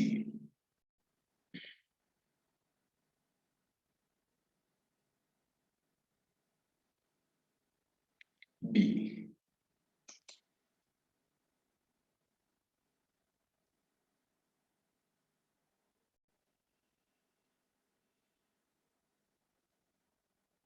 नो सर बी। देखो स्टार्ट करते हैं हम लोग क्वेश्चन। जो क्वेश्चन उसने क्या पूछा है कि आपको अरेंज करना है, लेयरों को जमाना है, यहाँ पे लेयर का एक रिस्पेक्टिवली करना है। Arrange the flowering layers of soil starting from the uppermost layer, है ना। मतलब आपको जमाना है, वहां पे स्टार्ट करना है, स्टार्टिंग जमाना है from the uppermost layer is visible to a still deepest layer. मतलब आपको स्टार्टिंग से जमाना है कि अपर मोस्ट ऊपर की लेयर से करना है, जो विजिबल लेयर होती है कहां तक करना है कि उसकी डीपेस्ट लेयर, मतलब सबसे ऊपर कौन सा पोर्शन आएगा, टॉप वाला। तो देखो आपका जो सबसे पहले देखेंगे बेडरॉक, बेडरॉक तो लास्ट वाला होगा, तो ए को लास्ट में ले लो, जिसमें ए आ रहा है वो ऑप्शन डेफिनेटली आएगा ही आएगा। इसमें ए आ रहा है क्या, नहीं आ रहा है लास्ट में, इसको हटा दो। इसमें ए आ रहा है क्या, नहीं आ रहा है, इसको हटा दो। ठीक है, अब देखो ए की यदि हम बात करेंगे तो ए इसमें भी आ रहा है और इसमें भी आ रहा है, बी हो सकता है, या तो ऑप्शन क्या हो सकता है, सी हो सकता है। ठीक है, अब देखो यहाँ पे यदि हम बात करेंगे टॉप सॉइल और ह्यूमस, तो टॉप सॉइल यदि आता है तो ऐसा कोई ऑप्शन यहाँ पे दिया गया नहीं है यहाँ पे, है ना। तो इसका आंसर हम यहाँ पे क्या लेंगे, डी ले लेंगे यहाँ पे। तो सबसे फर्स्ट नंबर पे आपका क्या आ जाएगा, डी। ठीक है, लास्ट में आपका क्या जम जाएगा यहाँ पे, ए पे आपका ह्यूमस आ गया है, और लास्ट में क्या आ जाएगा, बेडरॉक आ जाएगा। अब इसके बाद भी हम बात करेंगे तो इसके बाद क्या आता है आपका, जो सरफेस वाला आता है मुख्य रूप से, है ना। तो इसके ह्यूमस के बाद मतलब जो ए होए, फिर ए में ये आता है आपका A1 होता है, तो A1 को हम क्या बोलते हैं, टॉप सॉइल बोलेंगे। तो ये आ जाएगा यहाँ पे बी आ जाएगा, और फिर उसके बाद जो आ जाएगा आपका सब सॉइल होता है। सब सॉइल किसको बोलते हैं हम लोग, बी ओरिजिन को बोलेंगे। तो फिर यहाँ पे आ जाएगा आपका सी आ जाएगा। तो डी बी सी ए, है ना। तो ऑप्शन नंबर कौन सा होगा आप लोगों का, जो बी होगा, बी यहाँ पे क्या होगा, राइट आंसर होगा, है ना। जो बी होगा वो यहाँ पे क्या होगा, राइट आंसर होगा। एनिवन किसी को डाउट है इसमें, इस क्वेश्चन में तो पूछ सकता है, एनिवन किसी को भी हो तो। ठीक है, तो ऑप्शन नंबर बी यहाँ पे क्या होगा, राइट आंसर। नहीं किसी को, आगे बढ़े, चलिए। हाँ, क्वेश्चन नंबर नेक्स्ट है, आंसर दीजिए।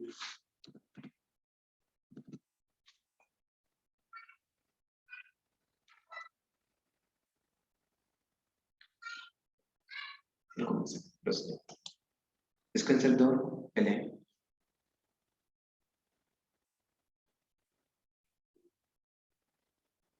ऐसे क्वेश्चन में कंफ्यूज होता है, तो हटाने में क्वेश्चन कंफ्यूज होगा, हटाओगे तो ऑटोमेटिकली हो जाएगा वो, है ना। तो ऐसे क्वेश्चन में कंफ्यूज क्यों होंगे, जब वहां पे प्रैक्टिस करोगे ना तो ऑटोमेटिकली हो जाओगे।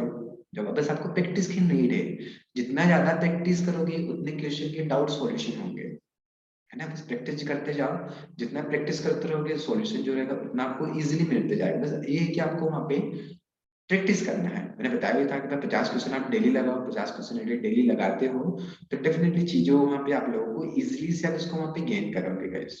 ठीक है, तो बिल्कुल सही आंसर यहाँ पे दिया है सबसे, मतलब सभी लोगों ने आंसर यहाँ पे सही दिया है कि मेरी जो लिस्ट वेदरिंग होगा, तो मेरी लिस्ट वाला वेदरिंग जो ओरिजिन होगा कौन सा होता है, सी ओरिजिन होगा।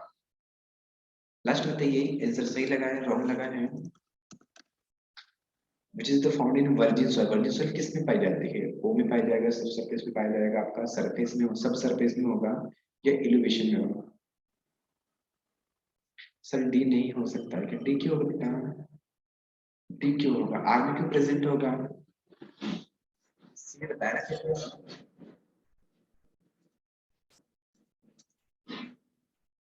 आर में क्यों होगा? आर में नहीं होगा, यहाँ पे सी में होता है। वेरी लिस्ट वेदरिंग की हम बात करेंगे तो जानते हैं कि कंकड़ जो पत्थर रहते हैं वो आपके आर में प्रेजेंट होंगे, लेकिन पेरेंट मेटल प्रेजेंट होने के कारण और कैल्शियम मैग्नीशियम कार्बोनेट प्रेजेंट होने के कारण आपका जो सी ओरिजिन है ये कैसा माना जाता है? मोस्ट रेसिस्टेंट माना जाता है वेदरिंग के लिए, जिसका लिस्ट रेसिस्टेंट होता है। तो ऑप्शन नंबर सी आपका राइट आंसर होगा, क्योंकि कैल्शियम मैग्नीशियम प्रेजेंट है उसमें, है ना। और यहाँ पे आंसर जो बताया आप लोगों ने found in virgin soil, virgin soil किसमें पाया जाता है? आपका ओरिजिन। ओ की हम बात करेंगे, ओ मींस के कहलाएगा आपका ऑर्गेनिक। इसी के सॉइल, इसी के साथ आप लोगों को यहाँ पे जो फिजिकल जो प्रॉपर्टी होगा, ये फिजिकल प्रॉपर्टी यहाँ पे क्या हो जाता है? कंप्लीट हो जाएगा। ठीक है, चलिए क्या पूछ रहे रोशनी बेटा? पूछो। हाँ जी, हाँ क्या नाम है? रोशनी पूछो बेटा।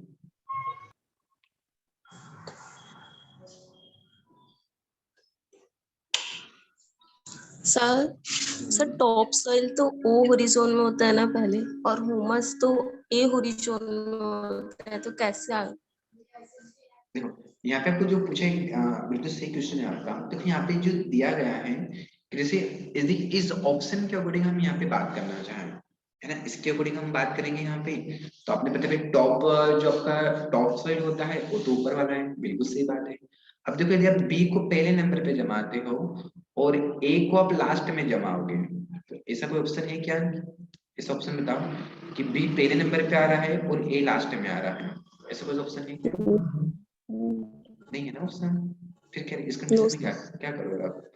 फिर आपको थोड़ा आगे पीछे करना पड़ेगा सीक्वेंस वगैरह वहां पे, कि सबसे पहले आपको भाई आपको कंफर्मेशन पता है कि भाई ए तो लास्ट में आ ही रहा है, तो अब तो ये वाले दो ऑप्शन तो ए से हटा दिए। अब आपके पास ये बच गया भाई डी आ रहा है, डी, तो इसने फर्स्ट नंबर में यहाँ पे क्या ले लिया? डी ले लिया। तो पहले डी ले लिया और लास्ट में इसने क्या ले लिया? यहाँ पे ए ले लिया है। अब इस दोनों में यहाँ पे देखो, इन दोनों में क्या आएगा? टॉप सॉइल आएगा या सब सॉइल आएगा? इन दोनों में सबसे पहले क्या आएगा? Top soil. आपका वही आंसर ऑप्शन है कि सबसे पहले क्या आएगा? आपका टॉप सेल आ जाएगा, फिर आपका क्या आ जाएगा? सब सेल आ जाएगा, तो डीबीसी हो जाएगा, है ना। Okay sir. ऑप्शन दिया ना कि आप क्या करेंगे, तो इस प्रकार से हमको अप्रोच हमें जनरेट करना पड़ेगा जो इजीली तरीके से हमको बन जाएगा। चलिए तो इसी के साथ क्या होता है, ये आपका सॉइल प्रोफाइल यहाँ पे पूरी तरीके से कंप्लीट हो जाता है। यदि किसी को पूछना है तो आपके पास लास्ट 1 मिनट है, आप पूछ सकते हैं। बाकी हम लोग जो हमारे जो लॉ बचे हैं उस लॉ को हम कंप्लीट करेंगे। भाई कल से आप लोगों का जो फिजिकल जो प्रॉपर्टी होगा, तो सॉइल फिजिकल प्रॉपर्टी में हम स्टार्ट करते हैं। ठीक है, तो यहाँ पे अलग अलग हम देखेंगे सॉइल सेपरेट, इतने सारी चीजें के बारे में देखेंगे जो के दिन बात करेंगे तो 11 दिन तक। तो 11 तक हम देखेंगे 11 इसकी फिजिकल प्रॉपर्टी है। उसके पहले हम डिटेल डिस्कशन कर लेते हैं, कुछ लॉ के बारे में हम पढ़ते हैं जो वेरी इंपॉर्टेंट है। किसी को डाउट है सॉइल प्रोफाइल में पूछ सकते हैं आप लोग? नहीं है? अब हम लॉ को स्टार्ट करते हैं। ठीक है,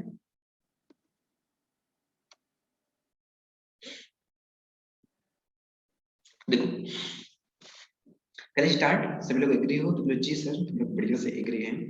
एग्री हो यस सर। चलिए बहुत बढ़िया। लॉ हम कंप्लीट करेंगे आज ना, 13 लॉ है, इजीली से समझ में आ जाएंगे। अरे इनके पास टाइम भी है, नो डाउट। पूरी लॉ कंप्लीट कर लेंगे, बाकी कल से आप लोगों को फिजिकल प्रॉपर्टी स्टार्ट हो जाएगा। और मॉर्निंग जो स्टार्ट रहेगा, तो मॉर्निंग क्या पढ़ेंगे हम लोग? सीड टेक्नोलॉजी हम लोग स्टार्ट करें। ध्यान रखना सीड वेरी मोस्ट इंपोर्टेंट है यहाँ पे, क्योंकि सीड क्या होता है, कोई भी इनपुट वगैरह होता है तो उसके बारे में हम पढ़ेंगे। पहले तो हम देखेंगे कि भाई प्लांट एनाटॉमी वहां से स्टार्ट होता है, एक बर्थ के बाद में हम पढ़ेंगे जो सॉइल का बर्थ होगा, वहां पर सॉइल का तो बर्थ हो चुका है, उसमें सीड को हम कैसे ग्रो करेंगे। तो सुबह मॉर्निंग वाला फर्स्ट लेक्चर जो रहेगा very very most important lecture रहेगा, ताकि उसका बेसिक फाउंडेशन आपको समझ में आएगा। तो सब लोग क्लास जरूर ज्वाइन कीजिएगा मॉर्निंग टाइम में। बाकी हम स्टार्ट करते हैं, अभी हम लॉ को हम देखते हैं। देखो सबसे पहले हम लेंगे यहाँ पे फर्स्ट नंबर पे एक लॉ दिया गया है, क्या लिखा है मतलब लॉ ऑफ मिनिमम लिखा है। क्या लिखा गया है? Law of minimum. Law of जो मिनिमम की हम बात करेंगे तो ये जो दिया गया है ये किसके द्वारा दिया गया है? जस्टिस वान लिपिंग के द्वारा दिया गया है, जो सॉइल केमिस्ट्री के फादर कहलाते हैं ना। पूछेगा सॉइल केमिस्ट्री के फादर कौन कहलाते हैं? जस्टिस वान लिपिंग कहलाएंगे। इन्होंने 1842 में इस लॉ के बताया था। Yes sir. है ना, सॉइल केमिस्ट्री के फादर भी ये कहलाते हैं जस्टिस वान लिपिंग। इन्होंने एक लॉ बताया था। इनका लॉ क्या बोलता है? इनका लॉ ये बोलता है कि भाई जैसे प्लांट है तो प्लांट में क्या होगा कि कोई भी जब किसी एक एलिमेंट की डिफिशियंसी पाई गई ना, सपोज करो कि यू नो गाइस, जैसे क्या होता है आपका कौन सा प्लांट है? सोयाबीन प्लांट है।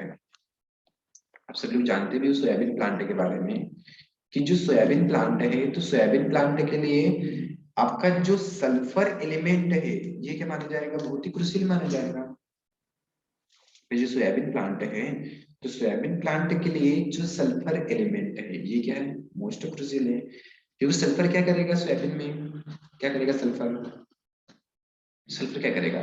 उसकी जो ऑयल की कंटेंट और जो ऑयल का मात्रा है या ऑयल की कंटेंट की हम बात करेंगे उसको वहां पे क्या करता है? इंक्रीजिंग करने का काम करेगा। बिल्कुल सही होता है ऑयल कंटेंट वहां पे ना। तो ऑयल कंटेंट के लिए क्या होता है? वेरी रिस्पॉन्सिबल होता है सल्फर होगा। अब क्या है कि सोयाबीन जो है, हाँ 16 था ना, तो जो सोयाबीन है तो सोयाबीन में जब सल्फर एलिमेंट की यहाँ पे डिफिशियंसी हो गई और ये सोयाबीन क्या करेगा? उस एलिमेंट की सिम्टम्स शो नहीं कर पा रहा है। अब सोयाबीन पे जब हम देखेंगे तो इसके सिम्टम्स, हम सल्फर के सिम्टम्स कहाँ पे देखेंगे? नीचे देखेंगे, मिडिल पे देखेंगे, नई पत्ती पे देखेंगे, टॉप पे देखेंगे। कहाँ पे देखेंगे जब बताइए आप लोग? सोयाबीन के लिए डिफिशियंसी रही, मतलब इसमें सल्फर की कमी पाई गई तो इसके सिम्टम्स हम कहाँ पे देखेंगे? कहाँ पे देखेंगे? कहाँ पे देखेंगे? न्यू लीफ पे देखेंगे ना। आपको पता है कि जो नई पत्ती होती है, नई पत्ती पे आयरन भी प्रेजेंट होता है, सल्फर भी प्रेजेंट होता है और क्या होता है? कॉपर होता है और मैग्नीज प्रेजेंट होता है, जिसको बोलते हैं फिस्टमल, है ना। तो देखो जो सोयाबीन प्लांट है तो सोयाबीन प्लांट में वहां पे जो डिफिशियंसी किसकी है? सल्फर की है। तो सोयाबीन सल्फर के जो उसके सिम्टम्स है डिफिशियंसी के, वो शो नहीं कर रहा है ना। अब शो नहीं कर रहा है वहां पे तो हमको पता चलेगा क्या कि सोयाबीन में सल्फर की कमी हो गई है क्या? नहीं पता चलेगा। जैसे आपको बताया था, क्या बताया था? हिडन हंगर बताया था। हिडन हंगर मतलब क्या होता है? प्रश्न भोग। जैसे आप कहीं आप किसी के घर पे जाते हो, खाना खा मतलब गेस्ट वगैरह बन के जाते हो, आपको अंदर से बहुत सारा भूख भी लगा हुआ है, टाइम भी हो चुका है खाना खाने का, फिर भी वहाँ पे बहुत सारे गेस्ट बैठे हुए हैं। अब उनके सामने हाँ बोले तो कैसे हाँ बोले? अंदर से ये एक थोड़ा साय आ रहा है, मतलब शर्मा रहे हैं कि अब हाँ बोले तो कैसे बोले, है ना। तो वहाँ पे फिर क्या हो जाएगा? तो वहां पे जैसे आपको लग्जरियस सोचना हो जाएगा, जैसे आपको वहां पे आप शर्मा रहे हो मुख्य रूप से खाने के लिए मना बोल रहे हो, तो वो कौन सा हो जाता है? वहां पे लग्जरी कंजप्शन हो जाएगा, सॉरी हिडन हंगर हो जाएगा मुख्य रूप से, है ना। तो यहीं पे ऐसे ही क्या होता है कि लॉ ऑफ मिनिमम होगा, इसमें जब सल्फर की डिफिशियंसी हो गई तो उसका जो प्रोडक्शन होता है वो प्रोडक्शन वहां पे क्या हो जाएगा? मुख्य रूप से रिड्यूस हो जाएगा, है ना। प्रोडक्शन क्या हो जाएगा? मुख्य रूप से रिड्यूस हो जाता है। तो ये जो लॉ कहलाता है ये कौन सा लॉ कहलाएगा? लॉ ऑफ मिनिमम, है ना। मीन्स यहाँ पे क्या होगा कि जो भी इसके सिम्टम्स की जो डिफिशियंसी जो सिम्टम्स है वो डिफिशियंसी सिम्टम्स को शो नहीं कर पा रहा है प्लांट, ये जो लॉ होता है ये लॉ क्या कहलाता है? लॉ ऑफ मिनिमम कहलाता है। ठीक है, सिंपल सा, ज्यादा कुछ वो नहीं है। तो देखो law of minimum given by justice was living 1842, soil chemistry के फादर जो जस्टिस वाज लिविंग ही कहलाते हैं। द डिफिशियंसी की बात करेंगे या तो अब्सेंस, प्रेजेंट नहीं है, वन एसेंशियल न्यूट्रिएंट, कोई एक एसेंशियल न्यूट्रिएंट बोला है वहां पे, one essential nutrient and all other nutrient present in the plant, है ना। कि सभी की सभी जो न्यूट्रिएंट है, all other nutrient present in the plant, सभी की सभी जो न्यूट्रिएंट है प्लांट में प्रेजेंट है, लेकिन उसके लिए एक जो एसेंशियल एलिमेंट है उसकी वहां पे क्या है? मुख्य रूप से डिफिशियंसी, उसकी वहां पे क्या है? मुख्य रूप से कमी है, और उसी के सिम्टम्स प्लांट जो कर रहा है वो शो नहीं कर पा रहा है, तो इसी को हम क्या बोलते हैं? मुख्य रूप से लॉ ऑफ मिनिमम बोलेंगे। ठीक है, तो होपफुली लगभग सभी लोगों को क्लियर है कि लॉ ऑफ मिनिमम क्या होगा, जो किसके द्वारा दिया गया था? जस्टिस वाज लिविंग के द्वारा 1842 में दिया गया था। क्लियर सभी लोगों को लॉ ऑफ मिनिमम? ये समझ में? जैसे इंडियन लग्जरी कंजूसन वो भी क्या होते हैं, पोटास ही होगा मुख्य रूप से, पोटास को हम बोलते हैं। ठीक है, आगे भी हम बात करेंगे लिविंग्स लॉ। देखो फर्स्ट हमने लॉ क्या देखा, लॉ ऑफ मिनिमम। अब हम देखेंगे लिविंग्स लॉ, देखेंगे लिविंग्स लॉ, लिविंग के द्वारा ही दिया गया है, लिविंग का लॉ तो लिविंग के द्वारा दिया गया है। लिविंग्स लॉ क्या बोलता है कि भाई कोई भी जब माइक्रो ऑर्गेनिज्म होगा, है ना, कोई भी माइक्रो ऑर्गेनिज्म है, जो भी हमारे पास जो माइक्रोब्स है, तो उस माइक्रोब्स की जो ग्रोथ होती है ऑलवेज डिपेंडेंट ऑन न्यूट्रिएंट पे डिपेंड करती है। चाहे उसकी हम बात करेंगे ग्रोथ की हम बात करें, या तो हम उसकी किसकी बात करेंगे, रिप्रोडक्टिव ग्रोथ की हम बात करें, मतलब वेजिटेटिव ग्रोथ की बात कर लो, या तो रिप्रोडक्टिव ग्रोथ की बात कर लो, या तो फिर दोनों की बात कर लो। दोनों की हम बात कर लेते हैं, वेजिटेटिव की भी बात कर लेते हैं, और आपका रिप्रोडक्टिव ग्रोथ की भी हम बात कर लेंगे। तो ये जो ऑर्गेनिज्म होंगे, तो ऑर्गेनिज्म की वेजिटेटिव तथा रिप्रोडक्टिव जो ग्रोथ होगा, ये ऑलवेज जो डिपेंडेंट होता है, किस पे डिपेंडेंट होता है, मुख्य रूप से न्यूट्रिएंट पे डिपेंडेंट होगा। तो ये जो लॉ कहलाएगा, ये कौन सा लॉ कहलाता है, मुख्य रूप से लिविंग्स लॉ कहलाएगा। ये जो लॉ कहलाएगा, ये कौन सा लॉ कहलाएगा, लिविंग्स लॉ कहलाएगा। तो law of status that the growth and reproductive, मतलब ग्रोथ एंड उसकी जो रिप्रोडक्टिव ग्रोथ होती है of an organism is dependent of the nutrient, also called known as, इसको हम क्या बोलेंगे, लिविंग्स लॉ। ठीक है, तो ध्यान रखना कि कोई भी जब न्यूट्रिएंट वगैरह रहेगा, तो न्यूट्रिएंट पे डिपेंडेंट रहते हैं, कौन डिपेंडेंट रहेंगे, माइक्रोब्स। क्यों डिपेंडेंट रहते हैं, क्योंकि उन्हीं के कारण क्या होगा, न्यूट्रिएंट के कारण ही उसकी ग्रोथ तथा रिप्रोडक्टिव ग्रोथ दोनों हो रही है वहां पे। ठीक है, तो ध्यान रखना है, इस लॉ को हम क्या बोलेंगे, लिविंग्स लॉ। फर्स्ट लॉ हमने देखा था लॉ ऑफ मिनिमम, जिसमें कोई भी एक एसेंशियल जो न्यूट्रिएंट होता है प्लांट उसको शो नहीं कर पाता है, that is called the livings law, sorry उसको हम बोलेंगे लॉ ऑफ मिनिमम, जो लिविंग ने दिया था। लिविंग्स लॉ में क्या होगा कि जो माइक्रोब्स की जो ग्रोथ रहती है तथा रिप्रोडक्टिव ग्रोथ रहेगी, वो ऑलवेज डिपेंडेंट होती है, न्यूट्रिएंट पे डिपेंडेंट होते हैं। ठीक है, ब्रेला के बारे में आप जानते हो गाइस, ब्रेला क्या होता है, ब्रेला का जानते हो कि मोबिलिटी इन सॉइल, भाई मोबिलिटी इन द सॉइल की हम बात करेंगे तो वो लॉ कौन सा होता है, आपका ब्रेला ही तो कहलाता है ना। जैसे आपको पता है कि हमने देखा थे ब्रे लॉ में कि मैं 3 टाइप से हमने यहाँ पे देखे थे मुख्य रूप से। एक तो होता है आपके हाई मोबाइल होते हैं, इन द सॉइल की हम बात करेंगे, पहले हमने देखा था हाई मोबाइल देखा था, फिर हमने क्या देखे थे मुख्य रूप से, मीडियम मोबाइल देखे थे। हाई मोबाइल अलग होते हैं, मीडियम मोबाइल अलग देखे थे, और सबसे लास्ट में हमने क्या देखे थे, ई मोबाइल देखे थे। तो आप सभी लोग जानते हो कि सॉइल के सेंस में ई मोबाइल एलिमेंट कौन कौन से हैं, तो सॉइल के सेंस में ई मोबाइल एलिमेंट कौन कौन से हैं, सॉइल के सर सेंस, जिंक और फास्फोरस। अरे जिंक और फास्फोरस और जिंक का ये पूरी का पूरी क्या है, झंडू बाम है। फास्फोरस और जो जिंक है, ये दोनों के दोनों क्या है, झंडू बाम है। मतलब सॉइल में कुंभकर्ण के जैसे सोए हुए रहते हैं हमेशा, है ना, उनको दूसरों को मतलब इनको जगाने के लिए कुछ दूसरे एलिमेंट हम लोगों को यहाँ पे देना पड़ता है। तो फास्फोरस और जिंक ये सॉइल में कैसे मुख्य रूप से एक इमोबाइल एलिमेंट का काम करता है। ठीक है, हाई मोबाइल की हम बात करेंगे तो जितने भी नेगेटिव चार्ज वाले होते हैं वो सारे के सारे कैसे होते हैं, हाई मोबाइल होते हैं, बट फास्फोरस को वहां पे लिमिट कर देना। ठीक है, मीडियम की हम बात करेंगे तो मीडियम में क्या देखा था हमने, सारे के सारे कौन से देखे थे, प्लस वाले देखे थे। ओनली वन वहां पे लिमिट किसको करोगे आप लोग, जिंक को लिमिट करना। एक को लिमिट और करोगे, किसको लिमिट करोगे, जिसको आप हाई मोबाइल में रखोगे, बताइए मेरे को ऐसा कौन सा प्लस वाला है कि जो हाई मोबाइल के अंतर्गत आता है in the soil sense. Sir manganese. Sir manganese. कौन सा होता है, एमएन। तो ध्यान रखना गाइस कि जो एमएन होगा, तो एमएन सॉइल के लिए कैसा होता है, आप सब लोग जानते हो कि एमएन जो होता है ये सॉइल के सेंस में हाई मोबाइल होता है, और मीडियम मोबाइल में क्या होंगे, जो भी आपके बच गए, जिस मीडियम मोबाइल में आपका क्या हो जाएगा, आयरन हो जाता है आपका, और क्या हो जाएगा जल्दी बताओ, आयरन हो जाएगा, और जिंक तो नीचे चला गया, मैग्नीज भी ऊपर चले गया, और क्या क्या बच गए आपके, क्लोरीन किस में आएगा, क्लोरीन किसे है सॉइल के लिए, हाई मीडियम या इमोबाइल, सर क्लोरीन तो हाई है। क्लोरीन मोबाइल है। जैसे आपको पूछा कि बताओ मोलिब्डेनम किस में आएगा, तो मोलिब्डेनम कैसे है सॉइल के लिए, सर ये high range. High mobile molybdenum, molybdenum high mobile में आएगा। अभी हुई जाना तो उसी तरह हो जाता है ये होगा। मोलिब्डेनम हाई मोबाइल में आएगा क्यों, सर ये नेगेटिव चार्ज है ना सर, इसमें तो हाई में आएगा सर ये। नेगेटिव चार्ज है, हाई में आएगा, बिल्कुल सही।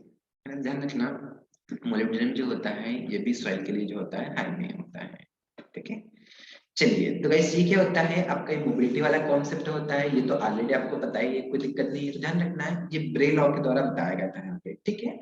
आगे हम बात करेंगे ये मिर्सिलिक लॉ, है ना। 4th नंबर पे एक लॉ होता है हमारा, जो कौन सा लॉ होगा, ई मिर्चिलिक लॉ होता है ना। ई मिर्चिलिक लॉ है तो मिर्चिलिक लॉ बोल दो। तो इन्होंने क्या बताया था कि भाई कोई भी जब प्लांट के लिए हम बात करेंगे, तो प्लांट में जब प्रोडक्शन हो रहा है वहां पे, है ना, प्लांट में जब प्रोडक्शन हो रहा है, तो वो जो प्रोडक्शन हुआ है वहां पे कोई एक फैक्टर ऐसा लगा है, तो उस फैक्टर के कारण क्या हो रहा है, वहां पे प्रोडक्शन बढ़ गया है। अब देखो, उसको एक बढ़िया तरीके से हम समझते हैं, एक एग्जाम्पल के माध्यम से समझते हैं। जैसे क्या होता है, कोई भी हम मतलब दो व्यक्तियों की हम बात करते हैं, ठीक है, दो व्यक्तियों की हम बात करेंगे, हमारे पास दो व्यक्ति है, बढ़िया सा दो व्यक्ति हैं। अभी दो व्यक्ति क्या कर रहे हैं, मुख्य रूप से आपस में मतलब इनको घनिष्ठ यहाँ पे क्या हो गया है, मुख्य रूप से एकदम देखेंगे तो इनको यहाँ पे क्या हो गया है, मतलब लव हो गया, दोनों को एक दूसरे से प्यार हो गया है, ठीक है। इनके बारे में इस लॉ को हम कनेक्ट करेंगे ताकि आप लोगों को हमेशा के समय याद रहे, कभी इसको भूल नहीं पाओगे यहाँ पे। तो देखो, एक यहाँ पे दो व्यक्ति हमारे पास, यदि हम बात करेंगे, एक बी है और एक कोने मुख्य रूप से डी है। बी और डी की हम बात कर ले, या तो किसी व्यक्ति की बात कर लो, बी की बात कर लो, या तो डी की बात कर लो। दो व्यक्ति है, एक बी है एक डी है, एक मेल है और एक क्या मुख्य रूप से फीमेल है। इन दोनों को आपस में यहाँ पे क्या हो चुका है, मुख्य रूप से घनिष्ठ लव हो चुका है, ठीक है, प्यार हो गया दोनों को। अब दोनों यहाँ पे क्या कर रहे हैं, मुख्य रूप से मतलब इनकी लाइफ अब धीरे धीरे बढ़ रही है, आगे ग्रो करते जा रहे हैं, पर साथ में पढ़ भी रहे हैं मुख्य रूप से, ठीक है। अब जो ये जो ए बोलता है, मतलब बी बोलता है, जो मेल है मुख्य रूप से, ये क्या बोलता है कि भाई जब मैं धीरे धीरे ग्रो कर रहा हूँ, तो अब बोलते हैं ना, कोई लाइफ में जब एंट्री करता है मुख्य रूप से, तो एक टर्निंग पॉइंट आता है ना। तो कुछ एम था, सॉरी, या तो हम बी की बात करेंगे, डी की हम बात करेंगे, तो बी की लाइफ में डी आई और डी की लाइफ में कौन आया, बी आया ना भाई। बी की लाइफ में कौन आया, डी आया, और डी की लाइफ में कौन आया, बी आया, मतलब दोनों एक दूसरे की लाइफ में यहाँ पे आए। अब उन दोनों की वजह से क्या हो रहा है, मुख्य रूप से दोनों की लाइफ अब स्टार्ट तो हो गई है, लेकिन दोनों की जो लाइफ है वो क्या होगा, मुख्य रूप से अच्छे से ग्रो कर रही है, बहुत ही जबरदस्त तरीके से ग्रो कर रही है। तो दोनों ने एक दूसरे के से प्रिपरेशन करना स्टार्ट किया, किसका प्रिपरेशन स्टार्ट किया, है ना। सपोज करो कि इन्होंने जो प्रिपरेशन स्टार्ट किया, आईएएस का प्रिपरेशन इन्होंने स्टार्ट किया, दोनों को एक आईएएस बनना है, यहाँ पे दोनों ने प्रिपरेशन बढ़िया से स्टार्ट किया ना, प्रिपरेशन करते जा रहे, फाइनली क्या हुआ, दोनों आईएएस भी बन गए। अरे वाह भाई, अब दोनों आईएएस भी बन गए, आईएएस मतलब दोनों के दोनों आईएएस भी बन चुके, बी भी आईएएस बन चुका है और डी भी आईएएस बन चुका है, पोस्ट भी अच्छी खासी है, कलेक्टर बन गए दोनों यहाँ पे, है भाई। अब इंडियन सर्विस की हम बात करेंगे, तो इंडियन एडमिनिस्ट्रेशन सर्विस में अपना यहाँ पे योगदान दे रहे हैं, अपनी अहम भूमिका दोनों को दोनों निभा रहे, बढ़िया सा। तो इन्होंने क्या देखा कि जब प्रिपरेशन इन्होंने स्टार्ट किया, तो दोनों वहाँ पे एकदम संगे संगे थे, दोनों कैसे थे, एकदम साथ साथ थे, वो फिर उससे ग्रो कर रहे थे। तो भाई बी से पूछा गया, जब बी का इंटरव्यू हुआ कि भाई आप कैसे आईएएस बने, थोड़ा बताइए वहाँ पे, मतलब मीडिया के सामने। तो इन्होंने पूरा बता दिया यहाँ पे कि मेरी लाइफ में ये आई, मतलब डी नाम की लड़की है, तो डी नाम की लड़की के आने से मेरी लाइफ और ग्रोथ कर गई मैंने, है ना, और ज्यादा ग्रो करें। फिर डी है, फीमेल है, फीमेल हम देखते हैं ग्रुप से इमोशनल बहुत ज्यादा रहते हैं, फीमेल है ना, इमोशनल मूवमेंट बहुत ज्यादा रहता है। तो फीमेल ने बताया यहाँ पे कि भाई जैसे मेरे लाइफ में बी आया, तो मैं भी अच्छे से ग्रो करने लग गई, मतलब दोनों ने अपने अपने यहाँ पे रीजन बताया, बाकी ऐसा नहीं है कि दोनों ने अपने रीजन मतलब एक दूसरे को मानो, अपने पेरेंट के बारे में बताया कि हाँ पेरेंट का अच्छा खासा सपोर्ट रहा, इस कारण से हम यहाँ पे आईएएस बन गए दोनों को दोनों। तो इन दोनों के यहाँ पे मत हमने देखा कि भाई बी का भी मत देखा और डी का भी हमने मत देखा यहाँ पे। तो दोनों ने क्या बताया कि भाई दोनों एक दूसरे के लिए वहां पे क्या हो गए, एक फैक्टर बन गए, फिर बी डी के लिए फैक्टर बन गया और डी किसके लिए फैक्टर बन गया, बी के लिए बन गया, है ना। तो उनकी लाइफ क्या हो गया, मैं धीरे धीरे वहां पे ग्रो करने लगी, उससे प्लस आईएएस बन गए वहां पे। तो ऐसे ही हम प्लांट की हम बात करेंगे, तो प्लांट में जब किसी का भी जब वहां पे प्रोडक्शन हो, मतलब किसी भी क्रॉप की हम बात करेंगे, तो जब किसी भी क्रॉप में वहां पे जब प्रोडक्शन हो रहा है, तो प्लांट की लाइफ में भी क्या होता है, कोई ऐसा एक सिंगल ग्रोथ फैक्टर होता है, एक सिंगल ग्रोथ फैक्टर आने से उसका प्रोडक्शन और ज्यादा वहां पे क्या हो जाता है, इंक्रीजिंग हो जाता है। हो सकता है क्लाइमेट हो, मे बी टेम्परेचर हो, और एनीवन कोई भी रीजन हो सकता है वहां पे, ठीक है। तो कोई भी सिंगल ग्रोथ जब आता है, सिंगल ग्रोथ फैक्टर जब वहां पे एनहेंस होता है, तो उसकी जो यील्ड वगैरह होगी वो यील्ड भी वहां पे क्या होती है, मतलब उससे बढ़ती जाएगी। सिंगल ग्रोथ फैक्टर जैसे आया, सिंगल ग्रोथ फैक्टर बढ़ा, तो ये इसका यहाँ पे क्या हो गया, प्रोपोर्शनल रिलेशन बन गया। प्रोपोर्शनल रिलेशन जो बना है वो किसके बना है, मतलब उससे यील्ड के लिए बना है। तो यदि सिंगल ग्रोथ फैक्टर वहां पे बढ़ रहा है तो उसकी यील्ड भी बढ़ रही है वहां पे। यील्ड क्यों बढ़ रही है वहां पे, क्योंकि सिंगल ग्रोथ फैक्टर वहां पे इंक्रीजिंग कर रहा है। तो ये जो लॉ होता है, ये कौन सा लॉ होता है, मतलब उससे इमरिशलिक लॉ होता है। अब देखो आप डेफिनेशन को रीड करो, इजीली तरीके से आप उसको अंडरस्टूड कर पाओगे। क्या बोल रहा है, इंक्रीजिंग इन यील्ड, मतलब जो यील्ड हुई, यील्ड में यहाँ पे उपज में वहां पे बढ़ोतरी हुई, एनहेंस हुआ ऑफ ए क्रॉप, और रिजल्ट, इसका रिजल्ट क्या है, मुख्य रूप से कि of increasing a single growth factor, मतलब यील्ड इंक्रीजिंग हो रही है। इसका यहाँ पे कॉन्सिक्वेंस क्या है, इसका कॉन्सिक्वेंस ये है कि जो कोई सिंगल एक ग्रोथ फैक्टर है, उस ग्रोथ फैक्टर से वहां पे क्या होगा, मुख्य रूप से इंक्रीजिंग हो गया, इज प्रोपोर्शनल इज यील्ड। वो क्या है, मुख्य रूप से एक प्रोपोर्शनल रिलेशन बना है, जो किसके लिए बना है, मुख्य रूप से यील्ड के लिए। यदि सिंगल ग्रोथ फैक्टर वहां पे ग्रोथ कर रहा है तो वहां पे क्या बन रहा है, उसकी यील्ड भी बढ़ रही है मुख्य रूप से। तो यही जो लॉ होता है, ये लॉ क्या कहलाता है आप लोगों का, इमरिशलिक लॉ कहलाता है। अब ये मिशेलिक लॉ ने ये जो ग्रोथ फैक्टर बताया था, सबसे पहली बार इन्होंने जो ऑब्जर्वेशन किया था वो कौन से प्लांट के ऊपर ऑब्जर्वेशन किया था, ओट प्लांट के ऊपर इन्होंने ऑब्जर्वेशन किया था, जिनका ये वैल्यू ध्यान रखना, डायरेक्टली ध्यान रखना है, डायरेक्टली यदि पूछेगा बताओ कि ये मिस्ट्री लॉ के अंतर्गत जिसका वैल्यू फाइंड आउट किया था उसका वैल्यू क्या था, तो वैल्यू डायरेक्टली इसको ध्यान रखिएगा, वैल्यू कितना होता है 0.112 होता है, और इसका एक फार्मूला होता है। ये फार्मूला क्या होता है, सभी चीजों को अलग अलग एम्फेसाइज करता है, ए किसी और को एम्फेसाइज करेगा, वाई किसी आर मतलब और को एम्फेसाइज करता है, जो सी भी होता है वो किसी और को एम्फेसाइज करेगा। तो उतना ज्यादा हमारे लिए इंपॉर्टेंट नहीं है, मतलब ये इसके मतलब इसका मीन्स क्या होता है, यहाँ पे सीपी क्या होता है, ए किसको एम्फेसाइज करेगा, वाई किसको एम्फेसाइज करेगा, और सिर्फ फार्मूला यहाँ पे ध्यान रखना। बाकी इन मिश्रित लॉ का जो डेफिनेशन जो पूछता है कि तो ये मिश्रित लॉ होता क्या है यहाँ पे, तो वो आपको यहाँ पे पता हो चुका कि मिश्रित लॉ क्या होगा, ओइड प्लांट के ऊपर बताया था, जिसको वैल्यू हमने फाइंड आउट किया। अब बाकी यहाँ पे जो फार्मूला दिया है, तो इस फार्मूले को आप लोग डायरेक्ट इसको रिमेंबर कर लीजिए कि फार्मूला यहाँ पे क्या दिया गया है। तो log ब्रैकेट में क्या होगा, m minus y is equal to log a minus c कर लें। ठीक है, तो इसका यहाँ पे फार्मूला हो जाता है। बाकी ये मिश्रित लॉ की हम बात करेंगे तो आपको इजीली तरीके से यहाँ पे समझा ही चुका है ना। तो इसी के साथ क्या होता है, आपका ये फोर्थ जो लॉ होता है, ये फोर्थ लॉ में यहाँ पे क्या होता है, कंप्लीट होता है। क्लियर सब लोगों को, ये हम लोग क्लियर है ना सब लोगों को, तो बोलो जी सर, एकदम बढ़िया तरीके से समझ में आ चुका है हम लोग को। ठीक है, अब आगे हम लॉ पढ़ते हैं। देखो 4 लॉ हमारे कंप्लीट होते हैं। फर्स्ट नंबर पे हमने देखा था law of minimum. Law of minimum ने क्या बताया कि कोई प्लांट में एक एसेंशियल न्यूट्रिएंट है, उस एसेंशियल न्यूट्रिएंट की वहां पे डिफिशियंसी हो गई है, प्लांट उसको सोअप नहीं कर पा रहा है, जिसका कॉन्सिक्वेंस क्या निकल के आएगा कि रिजल्ट वहां पे कमी हो, मतलब उसका जो यील्ड वगैरह है, तो यील्ड वहां पे कम हो जाएगा मुख्य रूप से। तो ये होता है लॉ ऑफ मिनिमम, जो लिबिंग ने दिया था 1842 में। लिविंग्स लॉ लिविंग से नहीं दिया था। लिविंग्स लॉ ने क्या बताया था मुख्य रूप से, इसमें ये बताया गया कि भाई कोई भी जब ऑर्गेनिज्म है, या तो माइक्रोब्स की हम बात करेंगे, तो इनकी जो ग्रोथ या तो रिप्रोडक्टिव ग्रोथ होती है, ऑलवेज जो डिपेंडेंट होती है वो किस पे डिपेंडेंट होता है, न्यूट्रिएंट पे। ये भी क्लियर होगा था। पहला बताइए आप लोगों को, मोबिलिटी इन द सॉइल की हम बात करेंगे तो क्या कहलाता है, पहला। बाकी मिश्रित लॉ बताइए आप लोगों को, क्रॉप का जो प्रोडक्शन हो रहा है क्यों हो रहा है, कि वहाँ पे कॉन्सिक्वेंस क्या है, कि कोई भी सिंगल ग्रोथ फैक्टर वहाँ पे इंक्रीजिंग हो रहा है। जो सिंगल ग्रोथ फैक्टर इंक्रीजिंग हो रहा है मुख्य रूप से, तो डेफिनेटली क्या होगा, वो यील्ड के लिए प्रोपोर्शनल होगा वहाँ पे। ठीक है, ये यहाँ पे कंप्लीट होता है। आगे हम पढ़ते हैं फिफ्थ नंबर का लॉ। देखो फिफ्थ नंबर का लॉ, अभी इसको लीव कर दो अभी तो एक दो मिनट के लिए, मैं इसको मैं बता रहा। अभी देखो डॉर्चिस लॉ को देखो, और एक लॉ होता है, दोनों इजिली यहाँ पे सिमिलर होंगे। आपका 6 नंबर का डॉर्चिस लॉ होता है, और 7 नंबर की हम बात करेंगे तो यहाँ पे पोइस लॉ दिया गया है। पोइसन लॉ, तो पोइस लॉ भी इसको हम बोलते हैं मुख्य रूप से। तो देखो दो लॉ के बारे में हम पढ़ेंगे, डॉर्चिस लॉ होता है, और आपका एक होगा पोइसन लॉ, क्या होगा यहाँ पे।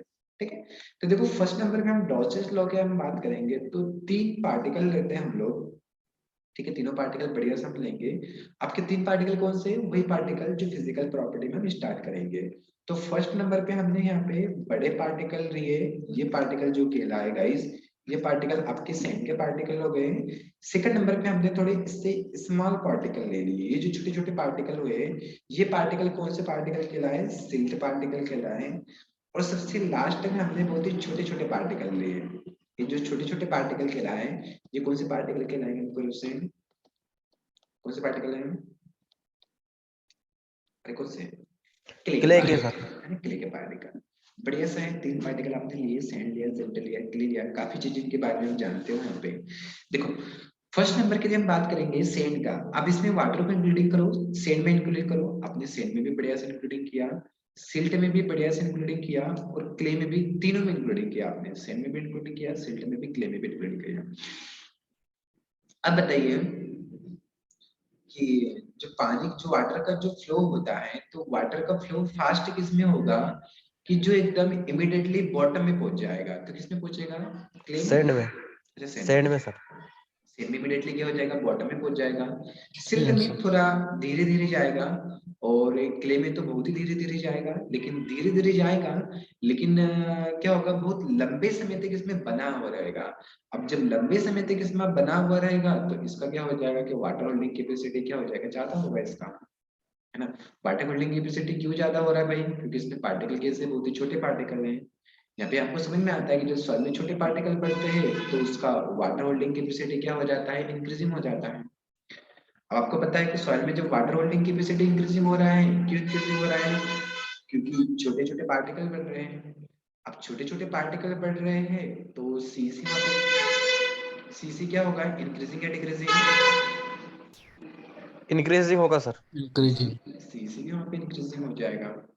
आपने वहाँ पे देखा कि जो सीसी होगा, तो सीसी में वहाँ पे क्या हो जाएगा? इंक्रीजिंग होगा। ठीक है, तो इसका रिलेशन आपने बता दिया। अब डॉर्चेस लॉ भी यही बोलता है। डॉर्चेस लॉ भी क्या बोलता है कि कोई भी यूनिट क्रॉस सेक्शन के लिए हम बात करेंगे, तो यूनिट क्रॉस सेक्शन में जितना ज्यादा वहां पे उसको ग्रेडियंट रहेगा, मतलब जितना ज्यादा उसको वहां पे क्या मिलेगा? ढलान मिलेगा। अब देखो सैंड सिल्ट क्ले की हम बात करेंगे, तो ढलान ज्यादा किसमें है? ढलान मतलब क्या होगा? नीचे जाने का रास्ता, मतलब एक ढलान होता है। जैसे सपोज करो कि ये मैंने यहाँ पे बनाया है इस प्रकार से, एक तो ऐसा मैंने बना दिया है यहाँ पे, देखो इसका ढलान इस प्रकार से बनाया है, और एक मैंने यहाँ पे थोड़ा हल्का सा इस प्रकार से बनाया, तो यहाँ पे ढलान थोड़ा हल्का सा ऐसा बनाया। तो वाटर को डालो, वाटर को आपने यहाँ पे भी ऐड किया, मैं यहाँ पे भी इंक्लूडिंग किया, तो एकदम मतलब इमीडिएटली वाटर नीचे किस में जाएगा? ए से जाएगा नीचे या बी से जाएगा?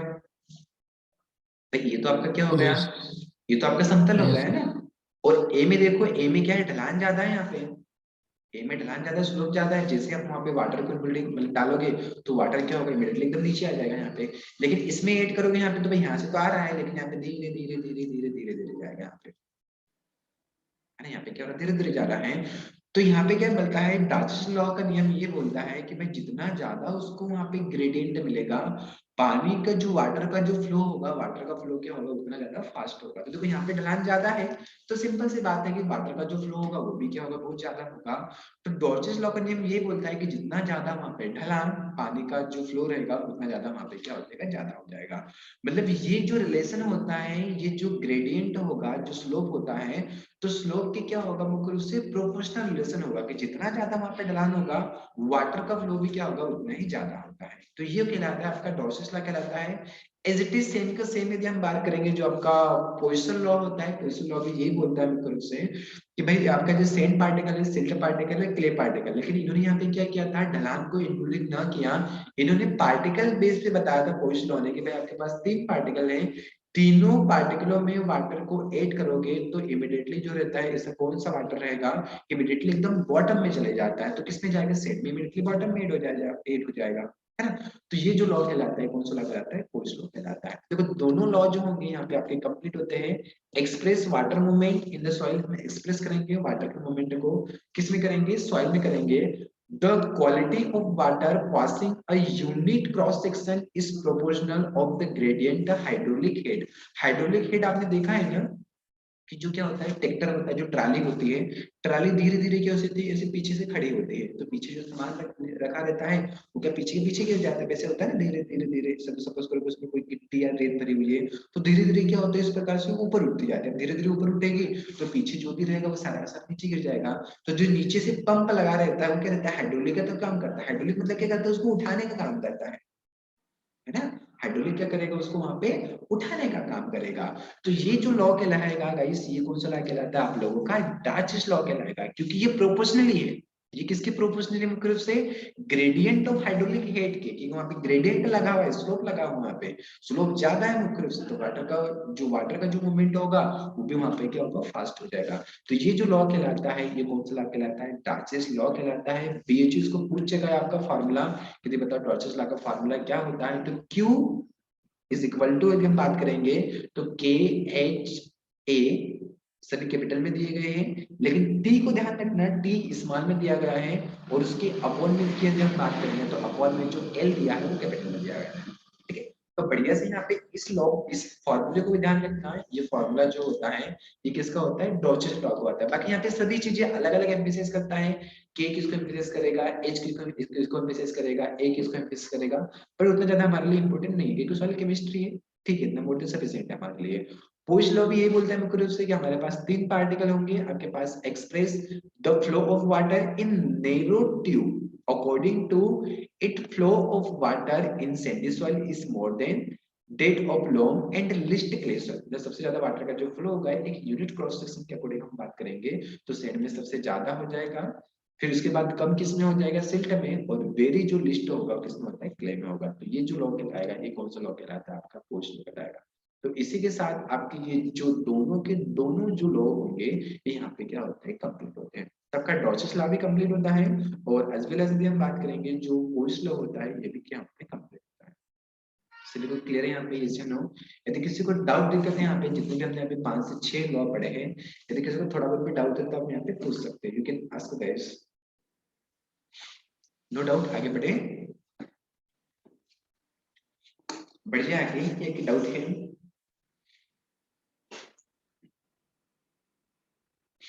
नहीं डाउट है, चलिए आगे बढ़ते हैं ना। देखो आगे हम बात करते हैं फिक्सिस लॉ की, हम बात करते हैं, है ना। फिक्सिस लॉ क्या होता है? Fixes law is dependent diffusion. आपके टेस्ट में क्वेश्चन पूछा गया था, आई थिंक टेस्ट में क्वेश्चन कि जो फिक्स लॉ होता है, फिक्सिस लॉ की हम बात करेंगे तो ये किस पे डिपेंडेंट होता है? Always dependent on diffusion. Diffusion हम जानते हो डिफिजन क्या होता है? सबसे पहले क्या होता है आप लोगों को बताना कि जब कोई भी लो कंसंट्रेशन से चीज हायर कंसंट्रेशन में जाती है तो ये क्या कहलाएगा? ऑस्मोसिस कहलाता है, डिफिजन कहलाता है? डिफ्यूजन। डिफिजन कहलाएगा। सर ऑस्मोसिस, ऑस्मोसिस लो से हाई। Yes sir, osmosis. जो लो कंसंट्रेशन से आप लोगों का लो कंसंट्रेशन से हाई कंसंट्रेशन में जाता है तो वो क्या कहलाता है? आपका ऑस्मोसिस कहलाता है। और ऑस्मोसिस का अपोजिट क्या होता है? डिफ्यूजन होता है। ऑस्मोसिस का प्रॉपर्ली डेफिनेशन बताइए, क्या यही होगा कि लो कंसंट्रेशन में हायर कंसंट्रेशन में जाते हैं तो वहां पे क्या होता है? ये ऑस्मोसिस हो जाता है। प्रॉपर्ली यहाँ पे ये डेफिनेशन होगा कि इसमें कुछ और भी जो एक मेम्ब्रेन वगैरह होगा, वो मेम्ब्रेन इसमें इंक्लूडिंग होती है, कुछ मेम्ब्रेन इंक्लूडिंग होती है ना, जो यहाँ पे उसको छलने का काम करती है। कौन सी मेम्ब्रेन होती है? आपने पढ़ा है सर ना? वो मेम्ब्रेन होती है। हाँ, कौन सी मेम्ब्रेन होगा? आपने पढ़ा है ना प्लांट फिजियोलॉजी में, सर परमेएबल। है ना? जो semi permeable, semi permeable, permeable. हाँ परमेबल नहीं आएगा, परमेबल तो पास कर देगा, पास आउट कर देगा। ये कौन सी होती है? सेमी परमेबल होता है।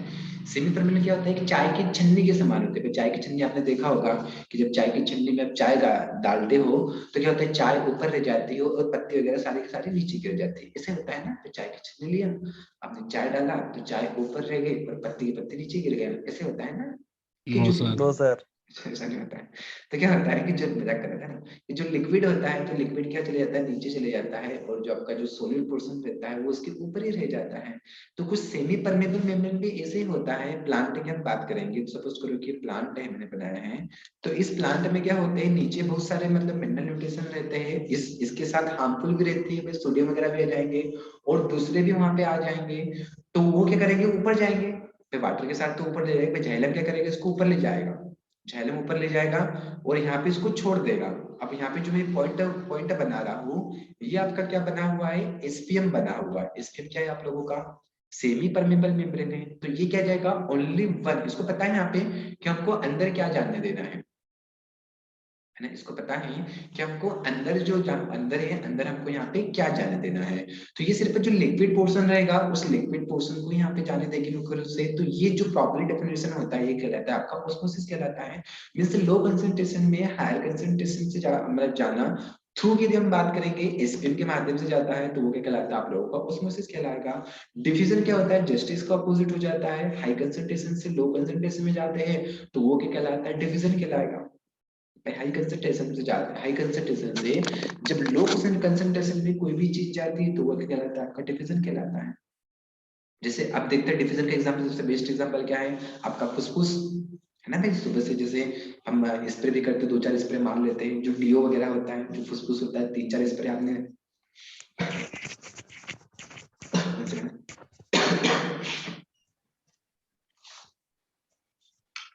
जो क्या होता है आपका डीओ होता है, जो फुसफुस होता है, तो आपने 2-3 स्प्रे फुसफुस के मारे तो फुसफुस जो भरा है अंदर उसका जो कंसंट्रेशन है वो कंसंट्रेशन कैसा है, मुख्य रूप से हाई कंसंट्रेशन फुसफुस के अंदर। तो वो किसका एग्जांपल है, डिफ्यूजन का एग्जांपल है। सबसे बेस्ट एग्जांपल है डिफ्यूजन का आपका फुसफुस। या तो फिर सुबह से उठते आप बढ़िया सा 3-4 बजे रात को 5 बजे रात को उठ जाते हो, नहाते धोते बढ़िया सा जय माता दी करते हो, ओम बोल बाश से, है ना, तो अगरबत्ती फिर आते हो यस तो सर। जो हाँ जो अगरबत्ती जय माता दी जब करते रहते हो सुबह से, है ना, तो जय माता दी किसका एग्जांपल है, जो अगरबत्ती है, तो अगरबत्ती भी आपका डिफ्यूजन का एग्जांपल है वहां पे, है ना भाई। अगरबत्ती में क्या है, एक कंसंट्रेशन वहां पे हाई कंसंट्रेशन भरा हुआ है, जो कंसंट्रेशन है वो कंसंट्रेशन क्या है, हाई कंसंट्रेशन है। एक अगरबत्ती को जैसे आपने जलाया कुछ समय के बाद आपने देखा कि रूम जो है, रूम पूरी तरीके से वहां पे क्या हो चुका है, एकदम फ्रेग्रेंस हो चुका है। डीओ फुसफुस आपने 2-3 बार दबाया पूरा रूम फ्रेग्रेंस हो गया है, क्योंकि उसमें क्या भरा हुआ है, गैसेस भरा हुआ है, और गैसेस का ऑलवेज जो डिफ्यूजन होता है वो क्या होता है, बहुत ज्यादा होता है।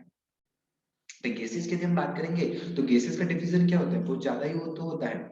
अब बताइए मैं 3 चीज आपके पास रखता हूँ, सॉलिड रखूंगा, गैस रखूंगा और लिक्विड रखूंगा, तीनों में डिफ्यूजन ज्यादा किसका होगा, सॉलिड का, गैस का, लिक्विड का। गैस का। सर गैस का।